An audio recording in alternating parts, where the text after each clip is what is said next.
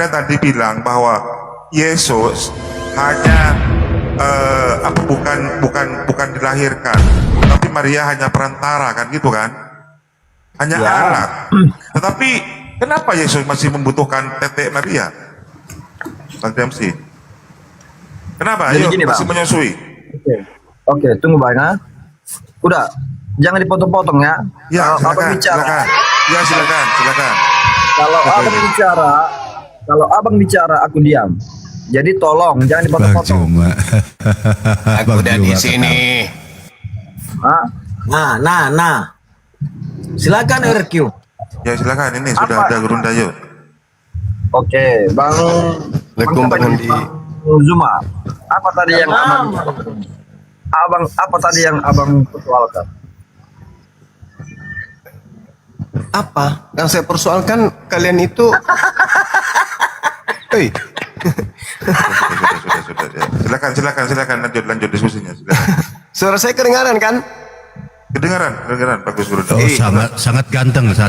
Oke, baik. Sip, 86. Jadi bahasan kita ini terkait dengan Syukran Bang Damsi. saudara-saudara Kristen harus memahami pola keagamaan yang Anda anut. Itu dulu, bahwa Kristen ini mengikuti sosok roh. Sosok roh yang diikuti oleh orang Kristen menghantarkan orang Kristen itu tidak lagi tunduk kepada hukum Tuhan. Karena mereka mengikuti sosok roh. Ada roh yang menjadi penonton orang-orang Kristen, yang menghantarkan mereka tidak lagi tunduk kepada hukum Tuhan. Sehingga Kristen bukan lagi hamba Tuhan. Kristen itu mengaku sebagai anak Tuhan. Sehingga legalitas datang dari roh tersebut dengan mengatakan bahwa segala rutinitas Kristen yang terkait dengan pelanggaran hukum Tuhan itu sudah ditebus oleh roh tadi. Contoh, saya kasih dalil, tolong dicatat di dalam Galatia 5:18. Apa yang dicanangkan oleh roh tersebut melalui nabinya Paulus, rasulnya Paulus? Dia mengatakan begini, akan tetapi jikalau kau memberi dirimu dipimpin oleh pneuma, hantu atau roh, pneuma. Jika engkau memberikan dirimu dipimpin oleh hantu atau roh atau pneuma dalam bahasa Yunani, maka kamu tidak hidup di bawah hukum Tuhan. Kau hidup di bawah hukum roh tadi. Roh yang memimpin kalian. Roh, makhluk asing, makhluk halus, yang memimpin kalian untuk tidak tunduk kepada Tuhan lagi. Tuhan datang mengabarkan hukum Torah agar manusia tunduk kepada hukumnya.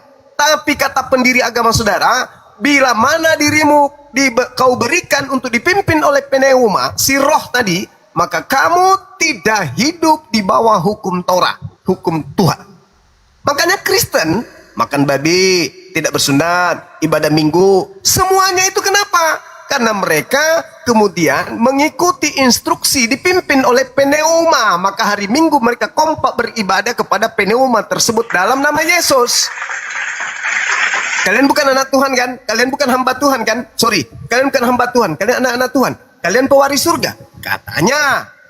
Lalu kenapa kalian beribadah Minggu? Siapa yang kalian sembah di situ? Ya roh itu, bukan Tuhan. Kalian penyembah roh, bukan penyembah Tuhan. Tuhan itu bukan roh. Tuhan itu pencipta roh. Catat itu. Jadi saya simpulkan, Kristen itu adalah orang-orang yang mau dipimpin oleh roh, pneuma. Pneuma itu artinya hantu. Sehingga mereka orang Kristen tidak lagi tunduk di bawah hukum Torah. Paham sampai situ? Ya, silakan. Jadi berdasarkan dulu satu-satu aku penjelaskan samamu ya. Dari mana kau tahu orang Kristen itu tidak bersunat? Dari dalil kitabnya. Galatia 2. Galatia 5 nomor 2. Oke, jadi gini. orang Kristen itu menurut aku dan tertulis juga di Alkitab, orang Kristen itu bersunat. Berarti dia melanggar. Dan aku pun bersunat. Berarti kamu melanggar. Ya, kok melanggar? Dalil, kubacakan samamu. Sesungguhnya aku Paulus berkata kepadamu, jikalau kau menyunatkan dirimu, Kristus sama sekali tidak akan berguna. Tidak akan berguna bagimu. Sekali Itu- lagi. Jadi Sabar. gini. Jadi gini. Sekali lagi. Tunggu dulu. Aku katakan kepadamu, setiap manusia yang menyunatkan dirinya bahwa ia wajib melakukan seluruh hukum Torah. Kamu lepas dari Kristus jikalau kamu mengharapkan kebenaran dari hukum Torah. Kamu hidup di luar kasih karunia. Selesai.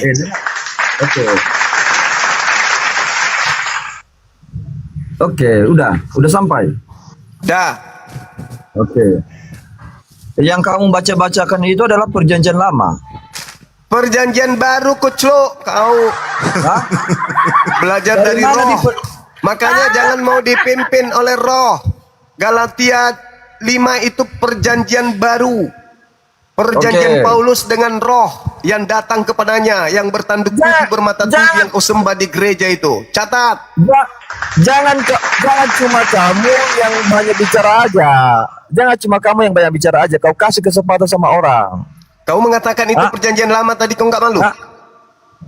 Kau dengarkan dulu, anjing. Jangan kau emosi tanpa dasar. Saya tidak memelintir. Saya membacakan dalilmu. Kristen itu pengikut roh. Dalil Galatia 5:18. Jikalau engkau memberikan dirimu dipimpin oleh roh, roh itu apa bahasa Yunaninya? Pneuma, artinya apa? Setan. Malu kau kan? Makanya kau makan babi, makanya kau tidak bersunat, makanya kau nyembah Kristus karena kau mengikuti roh yang adalah setan. Siapa yang gitu ya? Lah, dalil Galatia 5:18. Jikalau engkau memberikan dirimu dipimpin oleh setan, pneuma, hantu, maka kau tidak akan tunduk di bawah hukum Tuhan. Orang Kristen tunduk nggak di bawah hukum Tuhan? Kalau tunduk berarti Kristen hamba Tuhan. Tapi kan faktanya kalian bukan hamba Tuhan, kalian anak Tuhan kan? Iya kan? Anak Tuhan enggak kalian? Aku dulu. Kau Anak Tuhan enggak kalian? jangan cuma kau aja yang bicara. Aku Kasih bertanya orang. untuk memberikan ruang kepada kau bicara. Anak Tuhan enggak kalian? Kamu ini maunya Jangan pribadi lagi. tidak mau berhenti. Jadi makanya kamu itu ngomong asal ceplos-ceplos. Kau yang ceplos kau katakan Galatia perjanjian lama kucluk. Dasar kau. Kalau makan itu tusuk gigi jangan ikut dikunyah. Jangan ditelan. Kau Jadi bukan gini jangan aja, diminum. Inilah akibatnya. Gini aja, Bang. Abang di mana sekarang? Biar kita Aku di ketemu Indonesia. berdua, biar aku kasih semamu. Apa itu? Biar kita ketemu berdua, di mana kamu sekarang? Mau ngapain? Mau disunat? Aku siapkan kapak kalau mau disunat. Udah, kau masuk tema. Galatia 5:18, jikalau kau berikan dirimu untuk dipimpin roh, ini pembuktian di lapangan ya.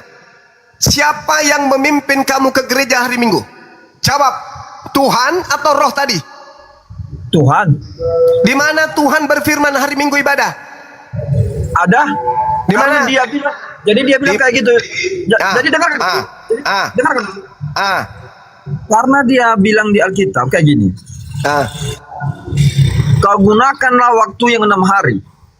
Dan pergunakanlah hari Sabat itu pada Sabat saat hari apa? kau menyembah. Sabat hari apa? Hari Minggu. Hari Minggu. Matamu. Sebentar. Bro, jangan bikin malu lah. Sabat itu dari bahasa Yunani, Sabato. Sabtu. Sabtu. Saya Kristennya bukan Sabat. Kalau salah saya. Sabat itu Sabtu. Sabtu. Bukan Minggu. Bukan Minggu. Minggu itu Kiriaki, dewa matahari punya hari. Sabat itu dari bahasa Yunani, Sabato. Sabaton, betul.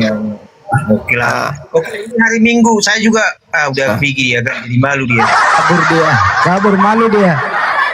Aku sebenarnya gini, kalaupun dia Kristen ya kalau dia salah ya saya katakan salah kan itu. Jadi memang gini, kadang orang-orang yang masuk TikTok ini kadang asal enaknya aja bicara dikiranya orang Muslim juga nggak tahu kan kalau etimologi bahasa itu kan. Jadi kadang memang kasihan, kadang jadi Muslim yang lebih tahu tentang Kristen kan. Sama lah kayak siapa kemarin si Paro sama si anak Batak itu kan debat. Kami tonton sudah banyak yang menonton. Ya ketiga itu ya ada yang salah dia sampaikan oleh si anak Batak ya kan. Si Paro tertawa. Jadi saya luruskan justru si anak Batak merasa paling benar. Aduh, aku bukan membelanya si Paru Sani, saya bilang, cuman memang salah itu bro, saya bilang gitu kan, ketika dia bernarasi kayaknya kemarin itu mengenai apa itu, mengenai apa? Bro, tanggapi dulu.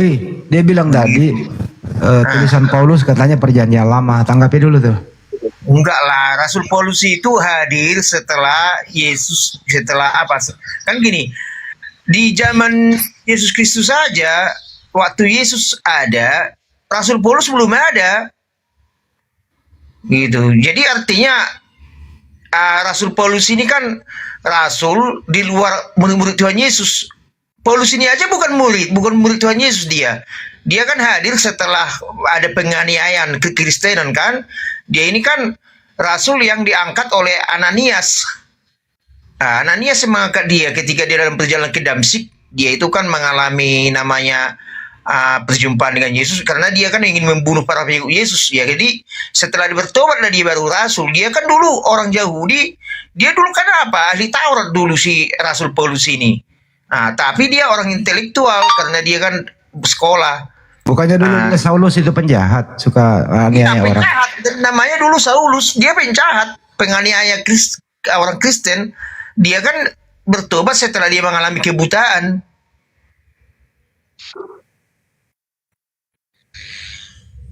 Dia di penjara. Setelah di penjara kan dia akhirnya dihukum mati kan. Makanya tulisan Paulus itu semua ketika di penjara itu. Makanya kalian orang bertanya kenapa tulisan Rasul Paulus banyak di Alkitab kan? Kalau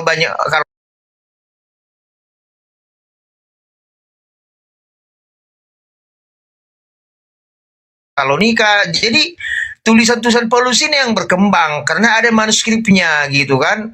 Karena itulah banyak tulisan Paulus di Alkitab. Itu sebabnya. Lebih dominan mana? Ajaran Paulus yang diikuti Kristen atau ajaran Yesus? Lebih dominan ajaran mana? Sebenarnya gini Pak kan.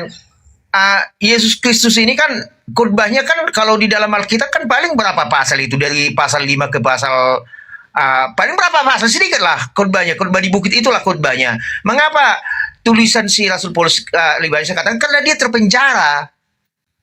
di penjara itulah dia menulis. Jadi ada manuskripnya, ada tulisan aslinya yang diikuti oleh Kristen. Kalau dominan Rasul Paulus juga kan meneruskan pengajaran Yesus. Cuman ya kan tulisan Yesus tidak menulis, dia berkhotbah kemudian ditulis Matius, Markus, Lukas, Yohanes kan. Bedanya dengan Paulus, dia itu setelah dia buka jemaat, dia di penjara, kemudian dia menulis suratannya, itulah yang dikirim dia, sehingga ada bukti aslinya, ada manuskrip. Itulah yang disimpan oleh orang Vatikan, orang Katolik, tulisan-tulisan Paulus itu.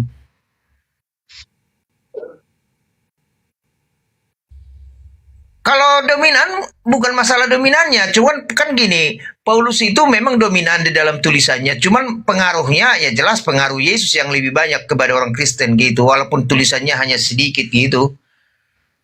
Artinya lebih banyak hari Minggu daripada Sabat.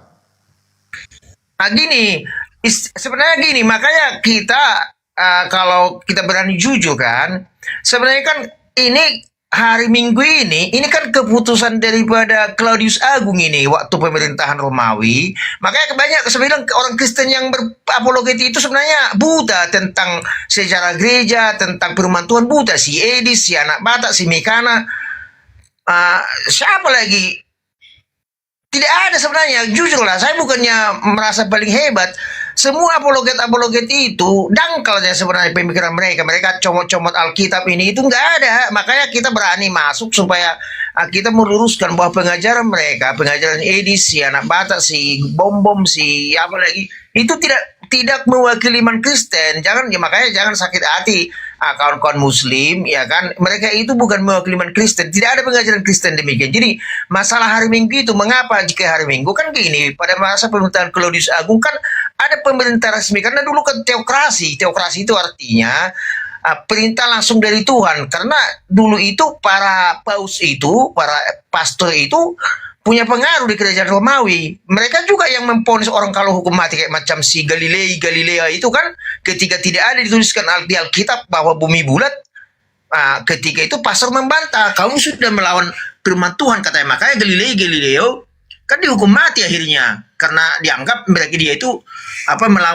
melawan kekaisaran. Ya itu, jadi mengapa jadi ke hari Minggu? Karena waktu itu ada keputusan Edith Milano, juga diputuskan Milano, dan juga daripada Claudius Agung. Semua orang Pertanyaan harus tadi ngomong gini bang, pertanyaan tadi gini loh, katanya nih, gua dengar dari bawah, rahim Maria itu hanya dipinjam, Yesus hanya numpang.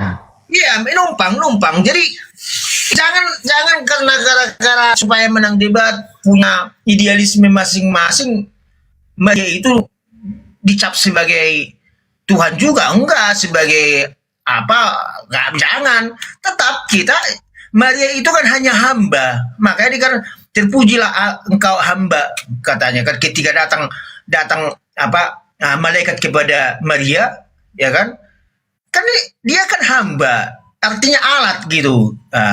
Jadi Maria bukan Tuhan. Tapi dia bilang tadi Maria melahirkan Tuhan. Gini, yang dilahirkan Maria itulah namanya dia melahirkan kemanusiaan, dari kemanusiaan Yesus dari Maria. Kalau itu memang sudah jauh, konsep teologianya sudah jauh. Kalau kita bahas itu memang kalau banyak nanti salah tafsir jadinya kan. Jadi yang pasti memang Yesus lahir dari rahim Maria, tapi kandungan yang dari rahim Maria itu bukan hasil daripada biologis, tapi karena seperti kita bahas tadi, dititipkan, ya kan, Roh Kudus menitipkan di rahim Maria bini ilahi tadi, yaitu Yesus Kristus gitu. Jadi yang jelasnya gini, tadi kan aku cuma mendengar masalah kebetulan ini hari Minggu kan kita lagi persiapan ibadah kan, jadi nggak semua saya dengar. Aku tadi saya pantang ketika dia ngotot masalah Minggu itu adalah Sabat itu Minggu. Bukan, Sabat itu kan Sabato dari bahasa Yunani itu hari Sabtu. Makanya orang Advent ini kan sama orang Mesianik itu contohnya si Mikana, mereka itu ibadah pada hari Sabtu. Mengapa mereka ibadah Sabtu? Karena mereka memakai Alkitab bahasa Ibrani. Dan kemudian Advent ini kan masih menunggu kedatangan Yesus Kristus, sehingga mereka itu beribadah. Yang mana yang benar, Sabtu apa Minggu nih? Yang benar yang mana? Sabtu. Sabat itu Sabtu. Hari ini hari salah ya. Kalau hari Minggu hari salah ke gereja ya. Enggak salah. Jadi gini, baguslah kalau ada pertanyaan orang Bapak, mengapa hari Minggu akhirnya? Karena ini kan tradisi yang turun-temurun pada masa pemerintahan Claudius Agung. Kekaisaran Romawi itu kan sudah menjajah banyak daerah. Ada keputusan pada saat itu supaya hari Minggu adalah hari ibadah. Kemudian setelah itu kan orang Belanda, orang Portugis datang menjajah ke Indonesia, ya kan? Ada orang Portugis kan ketika di Ambon, di Maluku kan sudah memakai bahasa Domingos. Domingos artinya hari Minggu. Disitulah hari ibadah. Jadi dari bahasa Portugisnya yang kita ikuti kan sekarang ini termasuk tradisi. Nah, kemudian kalau kita pergi ke Alkitabnya, mengapa hari Minggu juga jadi hari ibadah? Karena Yesus bangkit hari ketiga setelah kematiannya. Jadi yang mempopulerkan hari Minggu itu Yesus atau bapak-bapak gereja? Yang mempopulerkan itu ya apa? Yang mempopulerkan itu ya Kekaisaran Romawi yang menetapkan hari Minggu sebagai hari ibadah. Pertama Kekaisaran Romawi melalui Kaisar Claudius Agung. Oh, jadi orang yang berhari Minggu itu mengikuti Kaisar Romawi gitu, bukan mengikuti Yesus. Tapi gini bro, ya. Kekristenan itu tidak artinya bukan karena tradisi, ya, karena ada juga yang ibadah di hari Sabtu. Mesianik sama Advent itu ibadah hari Sabtu. Nah, karismatik Protestan, karena Protestan itu kan mengikuti ajaran Martin Luther yang datang dari Jerman. Kemudian orang Katolik juga dulunya, yang banyak orang Portugis kan membawa ibadahnya dulu pada hari Minggu. Jadi tidak masalah karena hari Oh ya, ini. jadi kesimpulannya kalau hari Sabat ikut Yesus, kalau hari Minggu ikut Portugis gitu ya. Bukan, ini pun bolong kali kau orang serius Coba Gimana diulang kau? deh, coba. Udah ada pula kau. Orang serius kau main-main pula kau. Gak ada etika kau. Ini hari Ya Minggu. tadi kayak begitu penjelasanmu bro tadi. Tadi kau yang ngomong gitu loh. Kok jadi pergi dia? Dia sendiri yang ngomong ya teman-teman ya.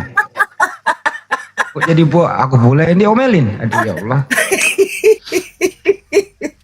Kenapa dia marah ya? Benar nggak tadi Bang Wan dia ngomong kayak gitu? Iya benar. Dia tidak sedar, dia tetap terperangkap dengan ceritanya sendiri. Jadi ketika Bang Hani tanya, dia rasa terperangkap sudah. Dia sendiri yang ngomong kalau hari Sabtu itu Sabat, itu ajaran Yesus. Sahabat, iya Kalau benar. hari Minggu itu, ya itu dari Kaisar Romawi atau dari Portugis. Gitu. Selamat siang. Siang. Ya.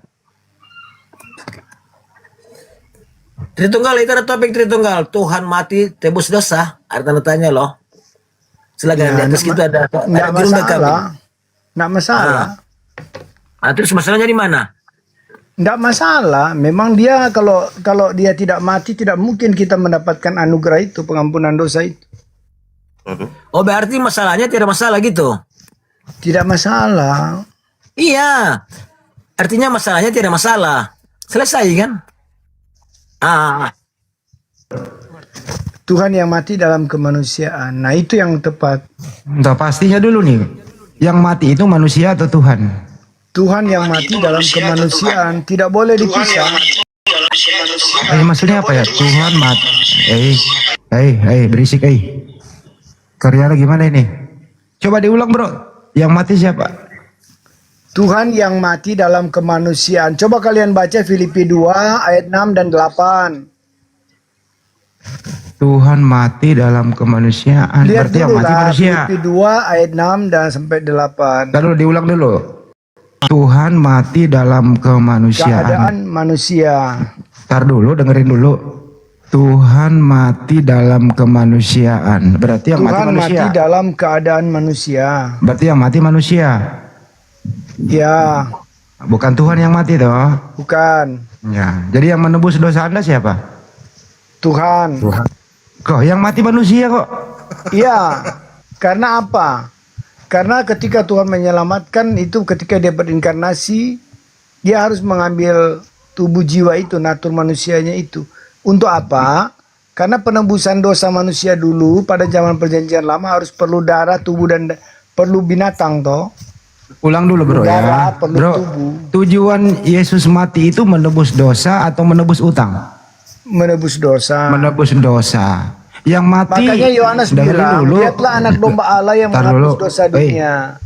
Jadi menebus dosa ya, yang mati itu ya. Ya, Yesus Oke, sudah yang mati berkata itu toh, bahwa di bawah dengerin. kolong langit ini anak manusia berkuasa Iya dengerin. mengampuni dosa. Yang mati kan manusia, betul?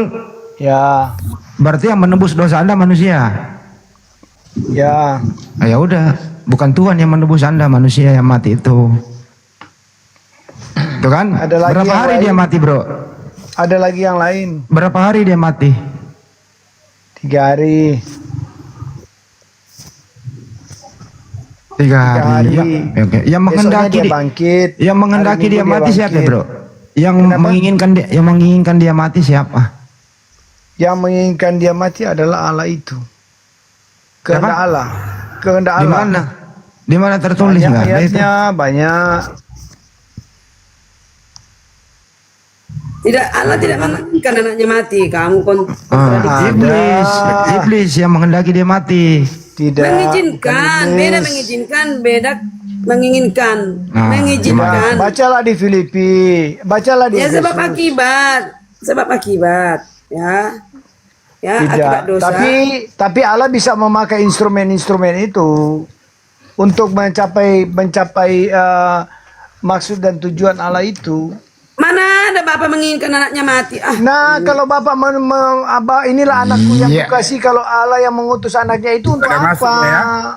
nggak masuk akal kamu. Iya, memang karena kamu kan bukan Kristen, kamu kan Islam, Perbaiki beda bahasanya, pemahaman. perbaiki. Ibu Jangan Karyana kau ini Kristen loh. paksakan. Kasih tahu Ibu Karyana katanya Islam Anda. Dia Islam memang. Kristen dia.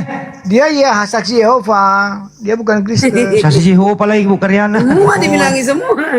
Jangan asal ngomong. Asbun, Jadi dia bukan Kristen. Dia bukan saksi Yehova. Inilah Kristen yang mengaco-ngaco ini. Dibilang bapak menginginkan anak Karena mati. apa? Karena apa kami bilang dia bukan Kristen? Kamu mengaco-ngaco, Karena Alkitab waduh. tidak menjelaskan semuanya itu yang dia sampaikan. Asbun aja, udah. Dia kan itu tukang tipu toh, tukang tipu-tipu ayat. Jadi Alkitab tidak menjelaskan itu, dia sampaikan kontradiksi semua. Karena dia bukan Kristen. Udah Tritunggal kamu tidur di bawah. Aduh, Enggak lah, kamu. bukan Kristen katanya. Kau bilang aku saksi Ya Jehovah. memang dia bukan Kristen. Dari mana Kalau kamu bukan kenal Kristen aku? apa? Ya dari narasi Anda saja. Udah kenal. Oh. Kamu Bukan Kristen katanya. Terus apa dong kalau Ibu Kristen. Karyana Ada bukan lagi Kristen? yang mau diskusi apa lagi? Ya sini ya, saya tanya Sama kau Bang ya. Suma aja ini dulu. Dengerin. Yang lain diam dulu. Mana ini Bang Mas Suma? Peter ini orang Halo, ini. Bang Suma. Dengerin, woi. Cobalah, aku kan belum Dengerin. pernah dengan Bang Suma. Ini ngomong sendiri dia. Aku mau coba dulu lah dengan Bang Suma. Emang kamu punya ilmu? Oh di sini aja udah menceret kau Tuhan bapak menginginkan anak mati. Iya, masa bapak yang menginginkan kan iblis yang ingin membunuh dia. Yohanes 8:44 ya, Bu Karyana ya. Iya, jadi Iblis gini. lah yang menjadi bapakmu. Nah, tuh, sehingga kau ingin membunuh aku. Iblis yang ingin bunuh dia. Dan pelakunya orang jahat. Orang jahat itu bersekongkol. Penjahat itu dipengaruhi oleh iblis. Jadi Itulah begini eksekutor. bro, kalian sebenarnya harus berpikir kenapa Nabi Muhammad suruh bertanya kitab itu kepada kami. Katanya sudah sempurna. Apa sih? Pikirlah itu bro, yang sebenarnya harus mendalam pikirkan. Saya mau bertanya di sini. Memang soal kamu itu. hidup di zaman itu suruh bertanya. Saya mau bertanya soal itu. Sekarang Kalau dia itu luruskan dulu ini, sempurna oi. Quranmu, kenapa Luruskan kamu dulu ini. Kok iblis sih? Kok bapak? Sedangkan iblis kok yang bunuh sekarang saya Yesus? tanya dulu bro, ganti-gantian saya bertanya. Sekarang kenapa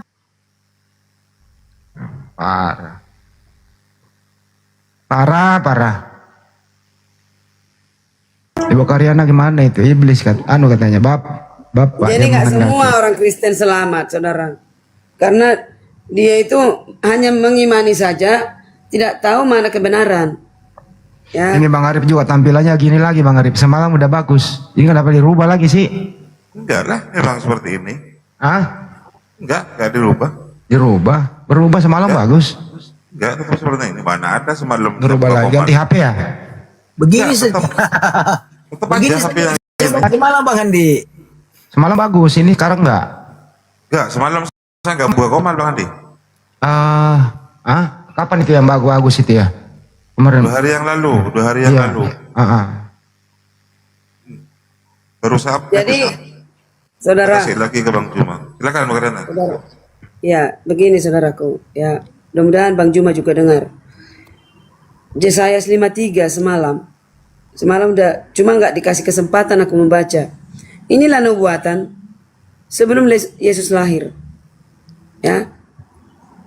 Nubuatannya di Yesaya 53. Aku baca ya yang 2. Sebagai taruk itu artinya keturunan. Sebagai keturunan ia tumbuh di hadapan Tuhan dan sebagai tunas dari tanah kering. Ia tidak tampan dan semaraknya pun tidak ada. Ini nubuatan loh. Pun tidak ada sehingga kita memandang dia. Rupanya pun tidak dan rupa pun tidak sehingga kita menginginkannya. Artinya tidak menarik. Dia menjelma menjadi manusia, mengambil rupa seorang hamba. 3, ia dihina dan dihindari orang. Kenapa kalian gak bertanda tanya? Kenapa aku menghindari Yesus ya? Kenapa saya menghina dia? Ia dihina dan dihindari. Ini udah nubuatan, ini tergenapi lah sekarang. Dihina-hina. dihindari orang. Seorang yang penuh kesengsaraan, yang biasa menderita kesakitan. Ia sangat dihina sehingga orang menutup mukanya terhadap dia. Dan bagi kita pun dia tidak masuk hitungan. Ini Yesus. Tapi ada orang memperolok-oloknya, itulah nubuatannya. Ya kan? Orang tidak memperhitungkannya, dia terhina, biasa menderita. Empat. Tetapi sesungguhnya penyakit kita lah yang ditanggungnya. Apa penyakit apa yang dimaksud? Ini semua. Ngomong apa sih bukan Anda ini? Gini, kesengsaraan yang dipikulnya padahal kita mengira dia kena tulah. Bukan Anda yang dibahas tadi hari Sabtu atau hari Minggu yang benar. Bukan, tadi yang dibahas yang barusan yang turun itu, ya kan? Allah menginginkan anaknya mati. Tidak. Oh ya, mau bahas itu. Jadi menginginkan Yesus mati siapa?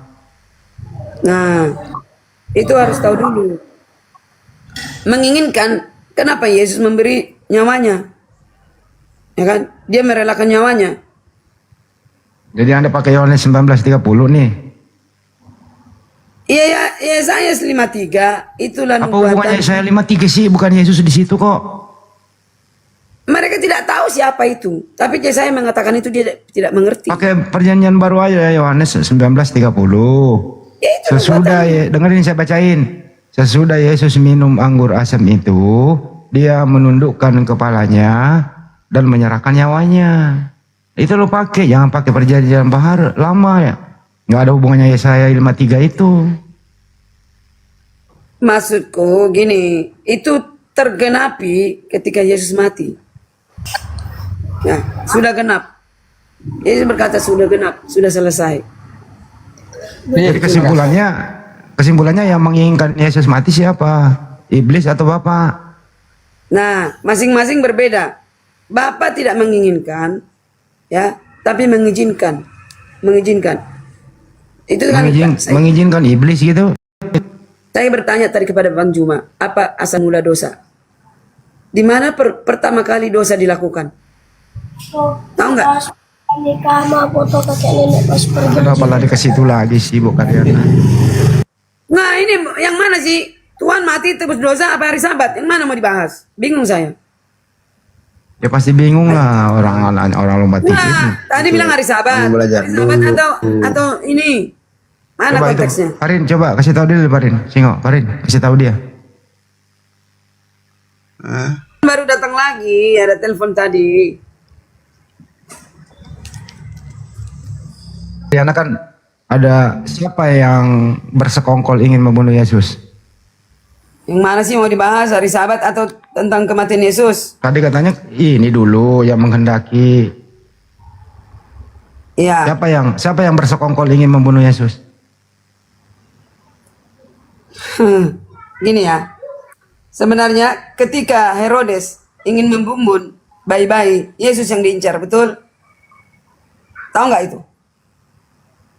Yesus ketika Yesus lahir di Bethlehem, ya orang Majus itu tidak pulang dari situ. Coba dan baca Yohanes 11:53, bukan Riana? Lari-lari entah kemana-mana. Atau Matius 26 nomor 4. Ini yang siapa yang membunuh nih? Matius 26 nomor 4 aja ya. Yang mana sih banyak kali? Bang Endi nih capek gua. Sama aja bunyinya Yohanes 11:53 sama Matius 26 nomor 4 itu bunyinya sama. Coba baca. Yohanes 11:53, Matius 26 nomor 4 ya sama. Itu copy paste. Coba aja baca. Ya, orang yang sama menuliskan yang sama. Yohanes 11:53 sama Matius 26 nomor 4 bunyinya sama. Ya, jadi di sini persepakatan untuk membunuh Yesus. Ya Nah kan? itu. Siapa dengan siapa yang bersepakat? Siapa itu yang bersepakat? Nah, orang Farisi dengan orang tentara Romawi. Nah, persepakatan Saling jahat kan. itu atau sepakat baik itu? Persepakatan jahat. Nah, jahat. Orang jahat itu perintah Tuhan atau kehendak iblis? Kehendak iblis. Ya iblis yang menghendaki Yesus mati, bukan Bapak. Selesai. Ya elah. Susah amat sih. Oke, betul. Itu di Ya satu udah sisi betul. Betul di satu sisi. Iblis Data kok jelas datanya. dengar. Udah selesai di situ ya. Berarti bukan Bapak, Benar. berarti iblis. Ketika iblis mencoba Yesus, dia menginginkan Yesus jatuh dalam dosa, bukan untuk mati. Gitu. Ya. Itu beda lagi, percobaan iblis itu dibawa ke gunung yang tinggi, beda lagi tuh kasusnya. Ketika Yesus lahir masih bayi, ingin dibunuh Herodes, diperalat setan, otaknya Herodes ingin membunuh bayi, itu menggagalkan penyalipan, nggak dapat. Ketika Yesus sudah dewasa, dia ingin yang diinginkan oleh iblis supaya Yesus jatuh dalam dosa dalam hal mengikuti penyalipan itu. Beda loh. Jadi Ibu Karyana harus berterima kasih kepada iblis, karena kalau tidak ada iblis, Ibu Karyana tidak ada penebusan. Inilah pikiran manusia nggak jelas. Ya kan iblis pelakunya. Kalau nggak ada iblis pelakunya, Ibu Karyana dosanya nggak ditebus. Gini dulu. Kalau di pengadilan apa motifnya? Motif iblis apa? Motifnya Tuhan kita apa? Motifnya manusia apa? Kenapa Ada tiga. bawa orang yang tidak bersalah masuk pengadilan? Yang bersalah itu iblis tersangka. Susah amat ya, ngerti? Iblis yang terdakwa di sini, jangan bawa orang dong, yang lain. Ada ya, kalau ini ibaratkan kita ini sidang pengadilan. Oke? Buset. Ya. Sidang pengadilan. Kita ibaratkan kita jaksa. Diam dulu. Terdakwa. Kalau di pengadilan udah terdakwa dia. Enggak, dalam hal motif. Motifnya Tuhan Bapa di sorga apa? Motifnya ini semua perkara dibarengi dengan motif. Makanya saya on cam ya. Saya on cam. Motifnya Bapak apa? Ya. Motifnya iblis apa? Tiga-tiga ini. Motifnya manusia apa? Salibkan dia. Apa motif dia? Karena dia menyamai dengan Bapa, dia makar. Emang siapa dia? Ia kan anak Yusuf. Dia anak tukang kayu, bukan siapa-siapa. Itulah yang dikatakan di Yesaya ini. Yang di Yesaya rupanya tidak semarak, semua orang menghindarinya, dia dihina, dia disiksa. Nah, ketika iblis motifnya apa? Dengerin motifnya Bukan ya. mau kematian Yesus. Berdasarkan data yang saya kasih Kalau tadi. kau dengar sebentar, kau udah pasti ngerti. Dengerin. Berdasarkan data yang saya kasih tadi. Kenapa mereka sepakat bersekongkol ingin menangkap Yesus? Udah 5.000 tahun ini kalian tanya. Aku Saya mau ngomong dulu. jelaskan yang sebenarnya. Dengerin. Mereka sepakat berdasarkan data itu motifnya motif politik. Kenapa kalau Yesus ini tidak dieksekusi? Manusia iya politik, Aduh.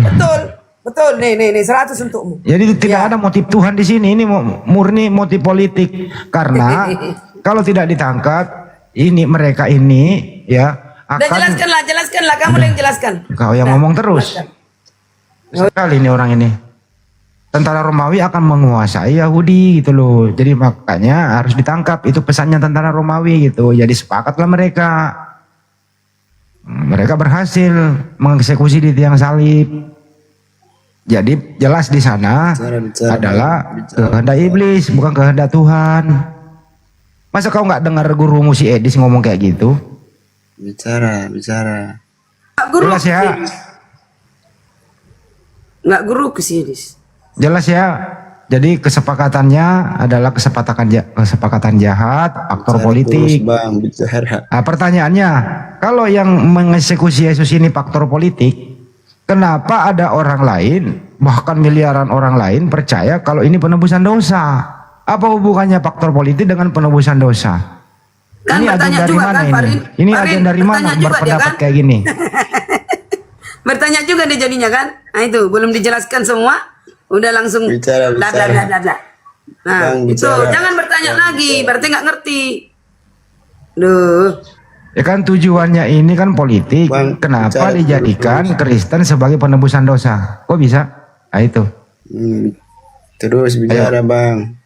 Yang didengar sepenggal-sepenggal, kalian akan gila sendiri kalian, sepenggal-sepenggal, ya. tidak mendengarkan Bang, kronologis terus. dari A sampai Z akan gila sendiri. Apa Oke? ini si Farid ini? Ngomong apa sih? Tahu lah. Lu bang, anjing lu. Bicara bang. Ini Farin kenapa sih ini si Farin ini ngomong sendiri? Bicara. Apa itu? Farin kamu Kristen, pergi dia. Tapi sebenarnya Bu Karyana ini pinter loh. Cuma kadang-kadang saking pinternya dia itu bicara tidak sesuai substansi topik gitu loh. Nyebrang sana nyebrang sini, nggak fokus dia. Makanya Bu Karyana ini perlu belajar bahasa Indonesia. Kami, dengar, Kristen udah dari dulu menceritakan itu A sampai Z. Ketika di grup ini harus langsung ngerti kamu. Mana mungkin? Impossible. Ya itu. Itu loh. Coba Bob ceritakan Bob. Misinya impossible katanya. Kayak judul film ada Mission Impossible ya. Ada judul film itu ya. Pernah nonton nggak? Pernah nonton nggak? Itu. Bu Karyana pakai itu. Mission Impossible. Iya, film-film itu membuat kita logika-logika dalam hal berpikir secara kemanusiaan. Ini secara vertikal, membahas tentang keilahian, berbeda tentang ketuhanan. Ini tidak masuk akal. Tapi terjadi. Itu yang luar biasa, Bob, yang luar biasa terjadi tidak masuk akal. Nyata, fakta itu baru benar. Loh. Coba kita Tapi ke pengadilan lagi. Nggak masuk akal, yang nggak terjadi, yang nggak Karyana, ada itu. kita rekonstruksi ulang. Jadi terdakwa ini tua-tua Yahudi dan tentara Romawi duduk sebagai terdakwa. Saya dengerin dulu. Ini sebentar.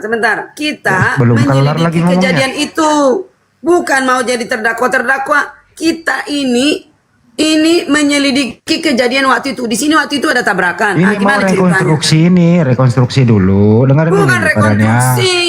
Salah kamu. Rekonstruksi. Ini terdakwanya ya Kayapas lah, Kayapas sama tentara Romawi nih. Ini yang dua nih pelakunya nih. Dibawalah ke pengadilan sekarang nih. Duduk. Saya hakim, saya tanya dia. Terdakwa satu Kayapas, terdakwa dua tentara Romawi. Coba ceritakan dari awal sampai akhir kronologisnya, kenapa kalian ini ingin membunuh Yesus? Silakan Ibu Karyana mewakili terdakwa, silakan ngomong. Aku akan mengatakan kamu gurunda. Kalau bisa kamu jelaskan apa motifnya Judas. Jelaskan.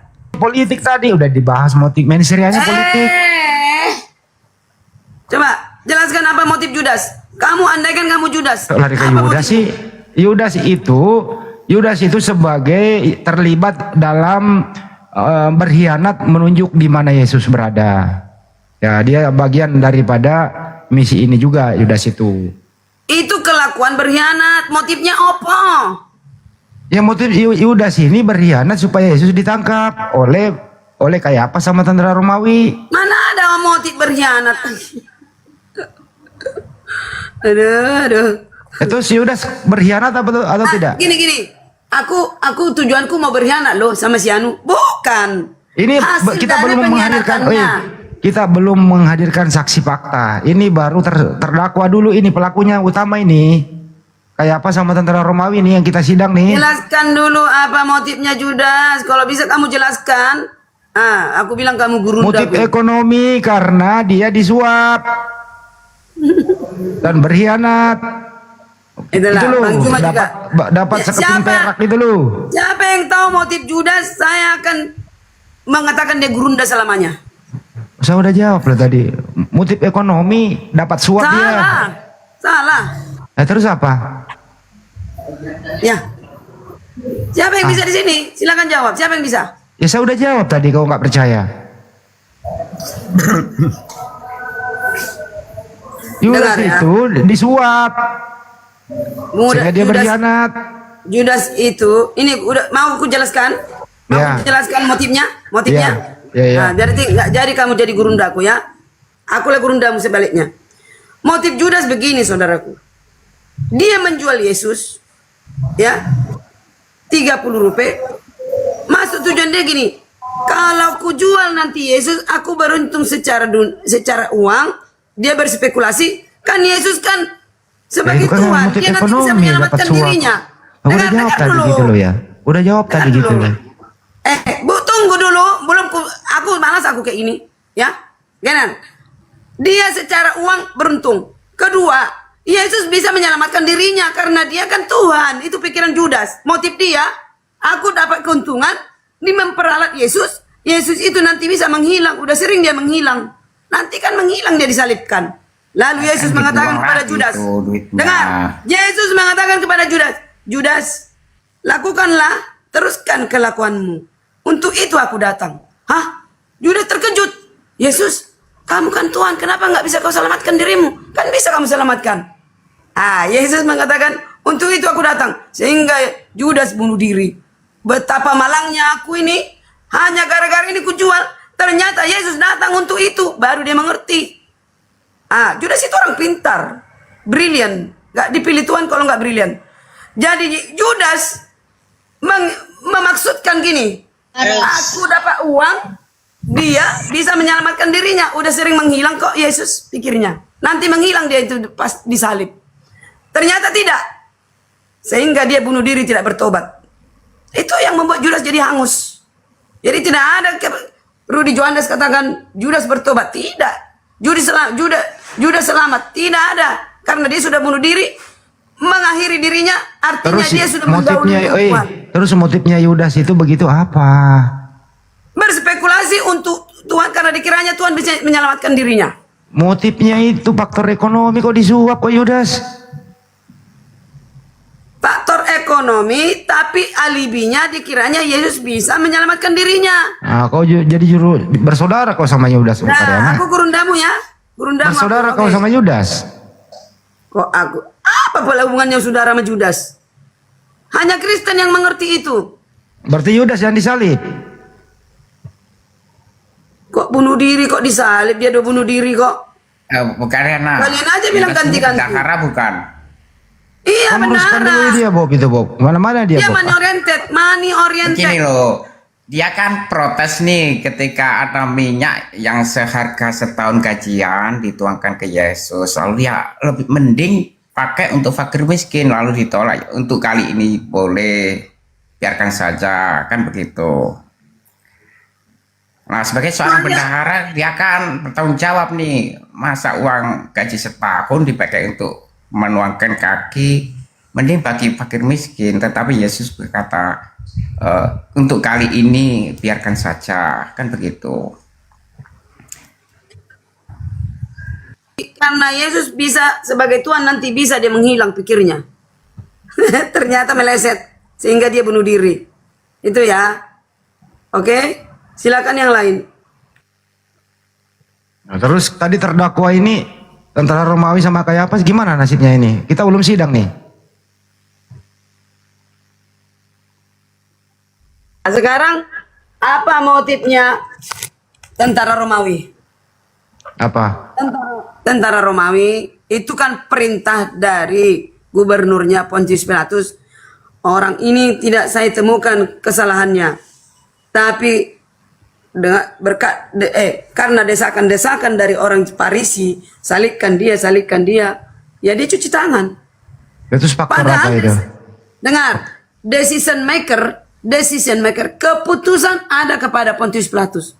Jadi Pontius Pilatus ini juga termasuk persekongkolan bahwa dia mempunyai otoritas untuk yes or no, disalib atau tidak. Jadi Dan keputusannya dia mengatakan, itu faktornya apa? Kesepakatan apa? Faktor Ya, apa? Faktor politik toh? politik juga, Nah, politik. Betul. Berarti pembunuh Yesus ini tidak ada faktor lain kecuali politik, tidak ada tujuannya penebusan Jangan dosa. kamu satukan dengerin dulu. semuanya Bang Hendi. Jadi Jangan tidak kamu ada, satukan. dengerin. Jadi Kayapas, Farisi, tentara Romawi ini membunuh Yesus tidak ada tujuannya penebusan dosa, betul? Betul? Mengerti itu. Dia nggak mengerti. Saya ulang kembali. Pelaku pembunuh Yesus ini tidak ada tujuannya mereka penebusan dosa. tujuannya Tidak faktor ada. politik. Betul? Tidak ada kaitannya. Nah, pertanyaannya, kenapa Kristen memanfaatkan penebusan dosa? Dari mana ini asal Itu usulnya? lain lagi Andy. Nah, lain lagi, ayo. Itu 10 SKS. Nah, kenapa Kristen memanfaatkan ini? Sedangkan pelakunya tidak kayak begitu gitu loh. No. Ayo, Coba. dari Itu mana ini? 10 SKS itu Bang Andy. Ya. Iya, dari mana ini kok bisa? Cuma suara aku udah habis. Aku sambil makan dulu. Silakan. Oh, ya nggak bisa jawab, susah kan? Udah dibilang 10 SKS, bisa aku jelaskan. Kenapa? Pelakunya faktor Enggak, politik. suaraku habis. Pelakunya Bentar faktor lagi aku politik. jelaskan. Bentar. Yang lain Kristen dulu. memanfaatkan penebusan dosa. Dari mana gitu loh, nggak nyambung. Si Bob baru terperangah nih si Bob ini ya, kok bisa juga ya, kok bisa ya?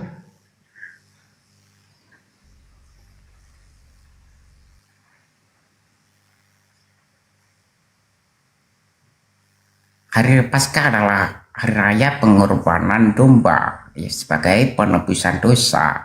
Pada waktu itu Yesus Kristus nggak menyembelih domba, tetapi dia memberikan murid-muridnya roti dan cawan minuman anggur ya.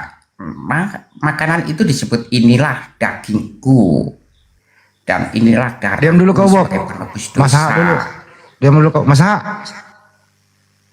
Ya. Ya, itu pelaku pembunuh Yesus itu kayak apa? Tentara Romawi itu faktor politik atau penebusan dosa?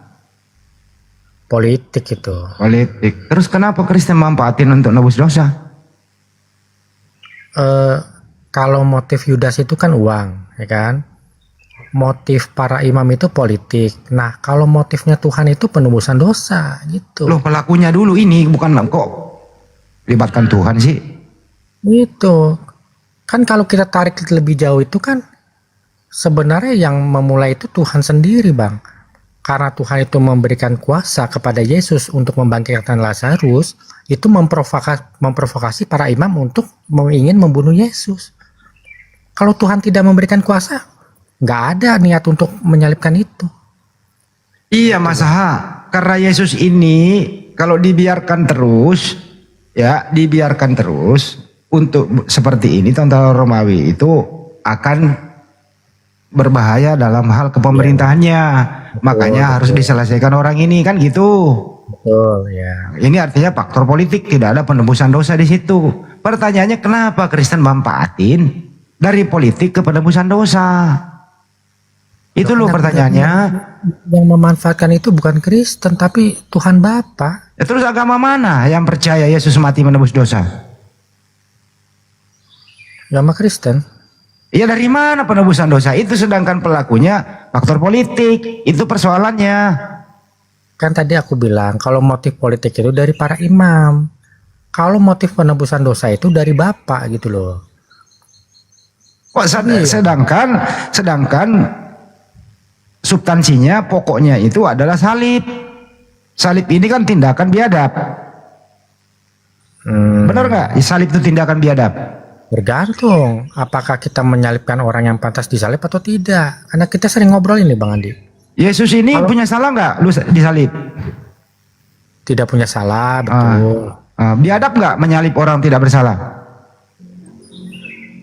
Biadab kalau Nah iya, tindakan biadab. Ya kan, Bang Andi nih. Kedua Mas Ha, salib ini tempat penyiksaan atau tempat ajaran kasih? Ya disiksa, ya penyiksaan. Iya, jadi salib itu lambang siksaan. Nggak ada lambang lain kecuali salib lambang siksaan, nyiksa orang, betul? Ya kan kita sering ngomong Bang, Yesus itu kan menggantikan Barabas. Iya, ntar dulu, bukan itu. Kita ke salib dulu. Salib menurut Anda adalah tempat penyiksaan orang sampai mati, betul? Betul. Nah iya, jadi kalau ada orang pakai kalung salib, artinya salibnya itu adalah tempat penyiksaan, bukan tempat yang benar. Gimana, setuju? Ya. Setuju. Ya tuh, karena setuju tuh. Ya, memang itu disiapkan, kan ada di bilangan berapa tuh?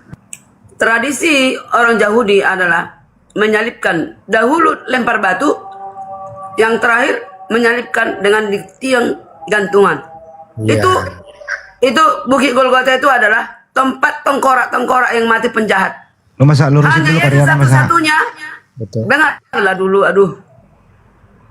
Hanya Yesuslah satu-satunya yang tidak jahat, digantung di situ, menanggung kutuk, menanggung Iya. beban. Kenapa? Apa artinya penyaliban itu untuk Kristen? Ya kan? Karena ketika Bapak mengatakan aku mengutus anakku, ya kan? Satu-satunya anak yang tunggal. Ya, dia mengaruniakan anak yang tunggal dan Yesus merelakan nyawanya. Itu sudah nubuatan. Manusia akan menolak, kalianlah yang apa? Menggenapi nubuatan itu. Kalian membenci Yesus. Benar ya? Jadi Yesus itu, Bang Andi, Yesus itu disiksa untuk membuktikan kasihnya. Nah, kalau Muhammad untuk membuktikan kasihnya kepada umat Islam apa?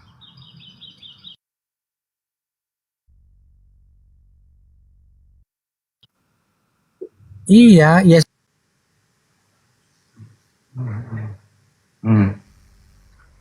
Kasihnya Nabi kepada- Muhammad datang, dengerin, Nabi Muhammad datang menerima wahyu, meluruskan sebagaimana di Al-Quran bahwa Nabi Isa itu tidak disalib.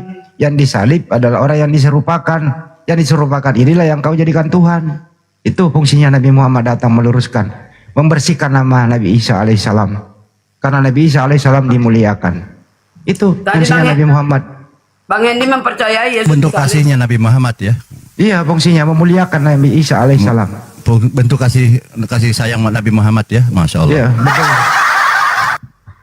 Jadi memuliakan Nabi, terus kemudian bahwa yang disalib itu adalah orang yang diserupakan Nabi Isa. Nah, itulah yang kau tuhankan, yang mati terkutuk di tiang salib. Oke, jadi bukti kasihnya itu dengan Tapi gini Ustadz Ali, Ustadz Bang Hadi boleh masuk sedikit ya? Ya boleh, mangga.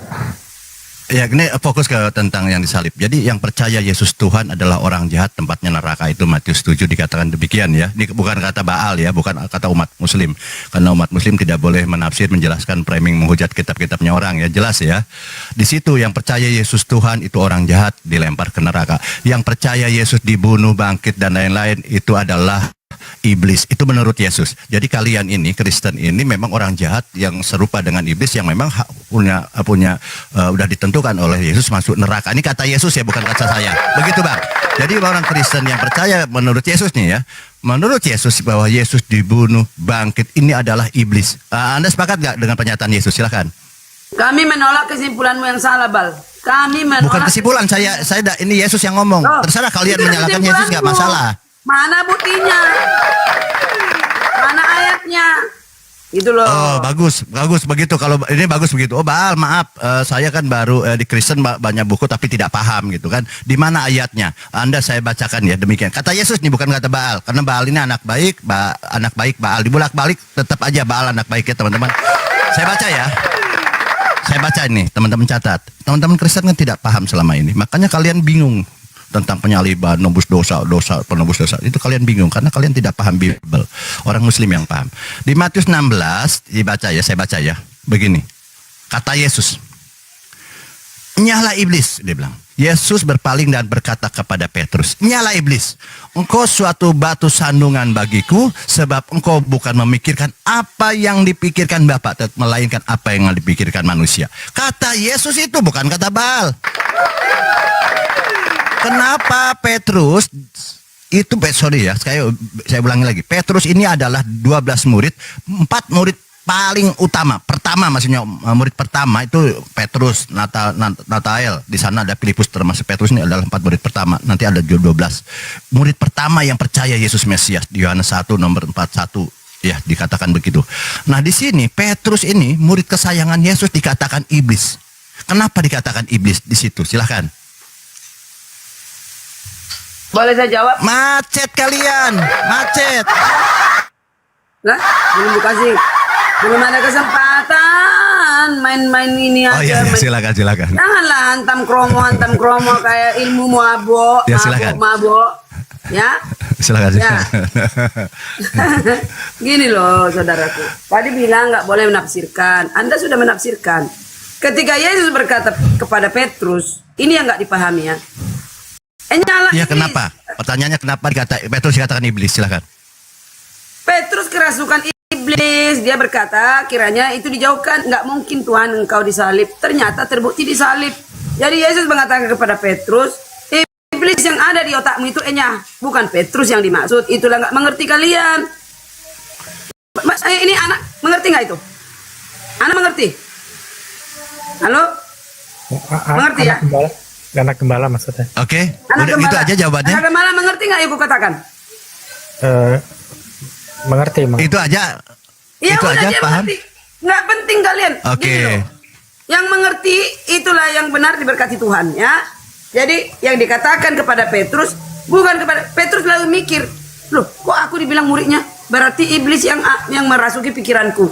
Ada iblis merasuki pikiranku. Mulai ini hati-hati aku. Itu. Iya. Itulah. Oke, kepada baik. Petrus Betul. pembelajaran. Aku Udah ya. tambahkan sedikit Bang Bal. Oke, itulah saya Jadi bilang tambahkan, kenapa jadi Kristen. tambahkan. Gantian boleh? Dari tambahkan dulu Bal. Oh, boleh. 2 orang boleh, 3 orang, 4 orang boleh belajar sama saya. Silakan. Petrus itu Petrus itu dibilang iblis karena tidak mau Yesus itu disalib. Sama seperti dulu Abraham itu menipuki iblis karena iblis tidak mau anak Ibrahim dikorbankan gitu. Jangan ini turun naik, Oke, turun naik. udah ya, selesai ya. 100 Oke. untukmu. Oke. Teman-teman, Nggak inilah perlu yang kenapa. lain, kamu aja mengerti. Boleh gantian boleh? Udah 2 orang loh. Boleh gantian? Di mute boleh. Seperti saya tadi di mute. Inilah saya bilang Kristen ini tidak paham Bible. Iya. Dia hanya mencomot-comot penting imani Yesus Tuhan Yesus menebus dosa. Kalian memang katakan kata Yesus ini pengikut iblis karena yang percaya Yesus Tuhan adalah orang jahat tapi pengikut iblis. Dan Petrus pun demikian dikatakan oleh Yesus. Di Matius 16 ayat 23 gampang memahaminya. Maka Yesus berpaling dan berkata kepada Petrus, "Nyala iblis. Engkau suatu batu sandungan buatku, sebab engkau bukan memikirkan apa yang dipikirkan oleh Bapa, melainkan yang dipikirkan manusia." Jadi yang sedang dikoreksi oleh Yesus ini guru yang baik ya teman-teman. Dia sedang mengoreksi apa yang dipikirkan Petrus. Ini yang dipikirkan Petrus, ini yang dipikirkan, makanya yang engkau tidak memikirkan. Nah, kalian juga tidak paham, ya kan? Kalian tidak paham. Pemikiran Petrus, sabar dulu. Apa yang dipikirkan Petrus? Ternyata di Matius 16:23 ini Yesus sedang merespon ayat 22. Gampang kok ceritanya ini. Di ayat 22 Petrus mengatakan begini, saya bacakan. Tuhan, ini kepada Yesus. Tuhan, kiranya Bapa menjauhkan hal itu 1 kali. Hal itu 2 kali. Hal itu tidak akan menimpa engkau. Petrus di ayat 22 hanya mengatakan hal itu 2 kali. Kenapa dikatakan iblis? Silakan. Kalian tidak paham Bible kalian. Maaf ya. Ayo. Benar. Padahal Ya, di situ Petrus hanya mengatakan hal itu. Lalu kau menyimpulkan, wah Petrus katanya menghalang-halangi. Coba silakan. Apa di situ? Petrus hanya mengatakan di ayat 22 hal itu. Silakan. Itu ayat di 21 ada. Bu Karyana silakan. Yesus merespon perkataan Petrus yang ayat 22. Ya. Namun Yesus Baru tahu sekarang dia. Baru belajar Benar. sama si Baal. Iya betul. Kalau yang betul ya betul Bal, yang salah. Namun Alhamdulillah Rabbil Alamin. bukan maksud Tuhan Yesus Petrus iblisnya. Paham? Maksudnya Yesus itu berseteru selalu dengan iblis, tapi dia masuk merasuki orang-orang, termasuk murid-murid. Yesus itu selalu berseteru dengan mereka. Dia melawan dengan penyalipan. Yesus Bingung dia melakukan- bingung karena nggak paham dia. Dengar. Bukan Petrus yang jadi iblis, paham kamu? Bukan Petrus iblis, bukan. Muridnya iblis bukan. Yang merasuki pikirannya bahwa dia tidak tahu rencana Allah apa, ya kan? Engkau memikirkan apa yang engkau bukan memikirkan apa yang dipikirkan Bingung dia, Tuhan. bingung. Maksudnya Petrus itu manusia, dia berkata kepada iblis yang merasukinya. Udah paham? Oke? Oke ya. Memang kalian bingung akan menjelaskan karena Anda tidak paham konteks teks dan konteksnya. Di sana jelas, di sana itu perikopnya pemberitahuan tentang penderitaan Yesus, syarat-syarat mengikuti Yesus kan begitu. Jadi di sini teman-teman, Kristen tidak paham. Karena apa? Di Matius 23 pemikiran Petrus ini saya kan tadi mengatakan pemikiran Petrus, engkau tidak memikirkan. Jadi ya pikir pemikiran Yesus, bukan Petrusnya iblis, tapi pemikiran yang di kepalanya Petrus ini dia berpikir itu pemikiran iblis katanya. Begitu. Itu koreksi Yesus. Yesus guru yang baik. Nah, di situ kenapa Petrus dikatakan pemikiran iblis kepada Petrus, memikirkan apa yang tidak dipikirkan Bapa, tapi memikirkan apa yang dipikirkan manusia. Inilah yang dikritisi, kau memikirkan manusia. Jadi pemikiran manusia yang itu adalah pemikiran iblis. Poinnya di situ di ayat 23. Lalu di ayat kenapa Yesus mengatakan begitu? Dia sedang merespon ayat 22. Padahal kalau saya cek dan semua pendeta juga bingung ketika saya tanya, "Loh, kenapa di situ Petrus hanya mengatakan hal itu? Hal itu tidak mengatakan lain." Lalu kau tafsirkan lain-lain.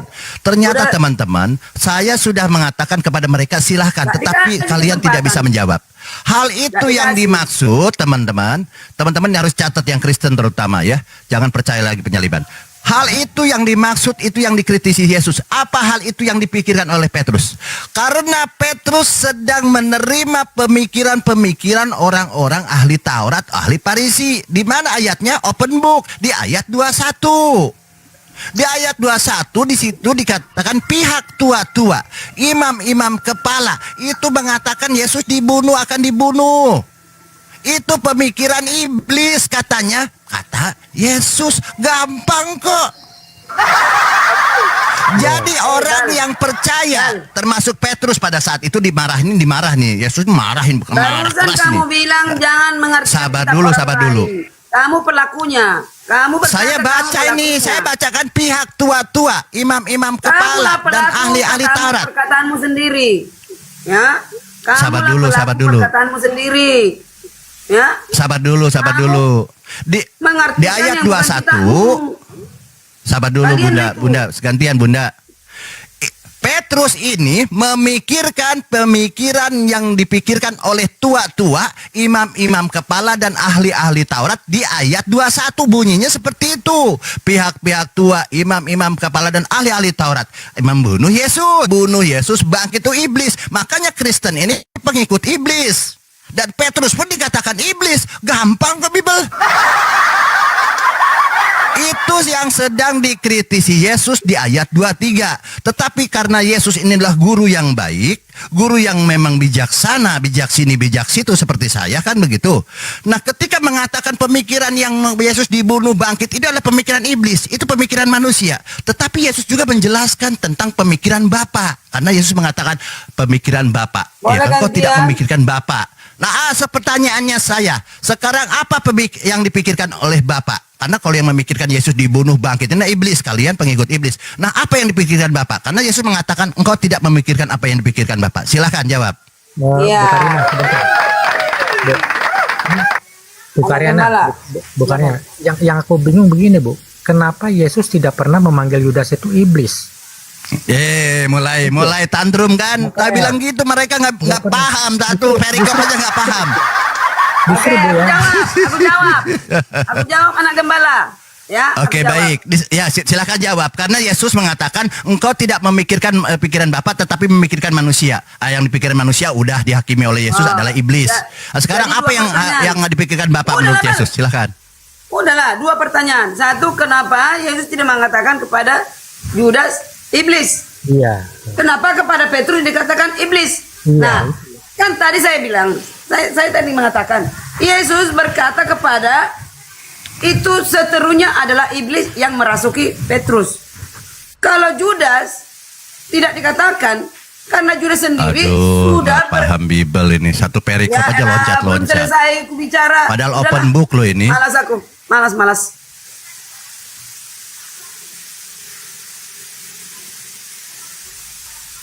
Aku turun dulu ya, kayaknya nggak ini. Oke, bye-bye Karyana. Ya. Mau kemana Karyana? Aku belum selesai semua, udah dipotong-potong Ya terus. sudah, jelaskan. Silakan.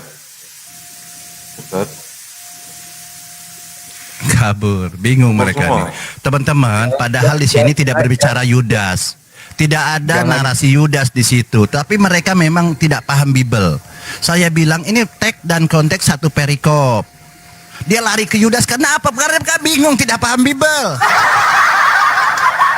Jadi Yesus ini mengkritisi, ini saya bacakan di Matius 16, mengkritisi pemikiran Petrus. Bukan Yesus, Petrus ini iblis. Dikatakan pemikirannya yang dikritisi oleh Yesus. Yesus guru yang baik. Engkau tidak memikirkan apa yang dipikirkan Bapak. Jadi yang dipikirkan Yesus, Petrus ini yang sedang dikritisi oleh Yesus. Yesus marah besar di sini. Engkau memikirkan hanya yang dipikirkan manusia. Oke, dijelaskan oleh Yesus yang pikir manusia ini ternyata demikian tadi disampaikan. Tetapi Yesus di guru yang baik. Dia menjelaskan juga tentang yang dipikirkan Bapa. Di ayat 28 dikatakan Yesus begini, aku berkata kepadamu Petrus, sesungguhnya, dia bilang. Nah ini yang benar Yesus mengajarkan nih. Sesungguhnya, yang betul, yang tidak salah, yang paling abdol, bijaksana, bijak sini, bijak situ. Dia bilang apa yang sesungguhnya. Di antara orang yang hadir di sini ada yang tidak akan mati sebelum melihat anak manusia datang sebagai raja dalam kerajaan. Nah itu. Saya bilang Yesus ini guru yang baik. Ketika mengatakan ini black, tentu dia mengatakan ini white. Dia bilang ini hitam, ini putih. Tidak menyesatkan Yesus seperti kalian. Yesus bilang, oh salah ini benar. Itu guru yang baik. Nah ketika mengatakan itu adalah pemikiran manusia adalah salah, dia menjelaskan yang baik. Nah yang dipikirkan Bapak nih di ayat 28 dikatakan, aku berkata kepadamu. Yesus yang ngomong nih, sesungguhnya. Kalau kata sesungguhnya kita tahu ya, sesungguhnya. Tidak salah itu. Yang sesungguhnya, yang benar, yang tidak salah dia bilang. Yang abdol, yang sohih dia bilang apa? Bahwa di antara orang yang hadir di sini ada yang tidak akan mati sebelum mereka melihat anak manusia datang sebagai raja dalam kerajaannya. Itu sudah gampang Bible, tinggal baca, pahami. Kalau tidak tahu tanya kepada saya, gampang. Tanya ke Bang Juma, Ustaz Tata, banyak kok di sini yang paham Bible. Tanya ke guru bahasa Indonesia, Bang Haji Selebes guru saya. Terima kasih. Lanjut saudaraku. Gampang kok. Selamat siang. Ya, selamat siang. Oh, Bang Baal malah pergi. Oh, masih ada. Ada. Tuh, tete layar, teman-teman. Silakan ditanggapi. Oh, Bob. Tanggapi, Bob. Antum mesti ulang, teman-teman. Yang belum laporan, teman-teman. Kok panen turun dari tadi, Bob?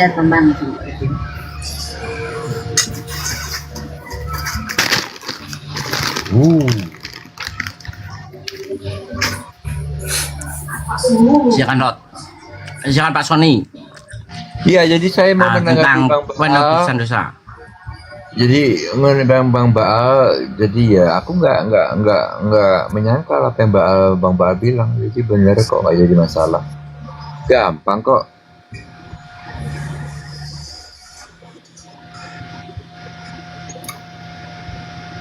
Silakan, Bang Sony. Ya, apa yang kita mau bicara? Ya, sudah diulang, Pak.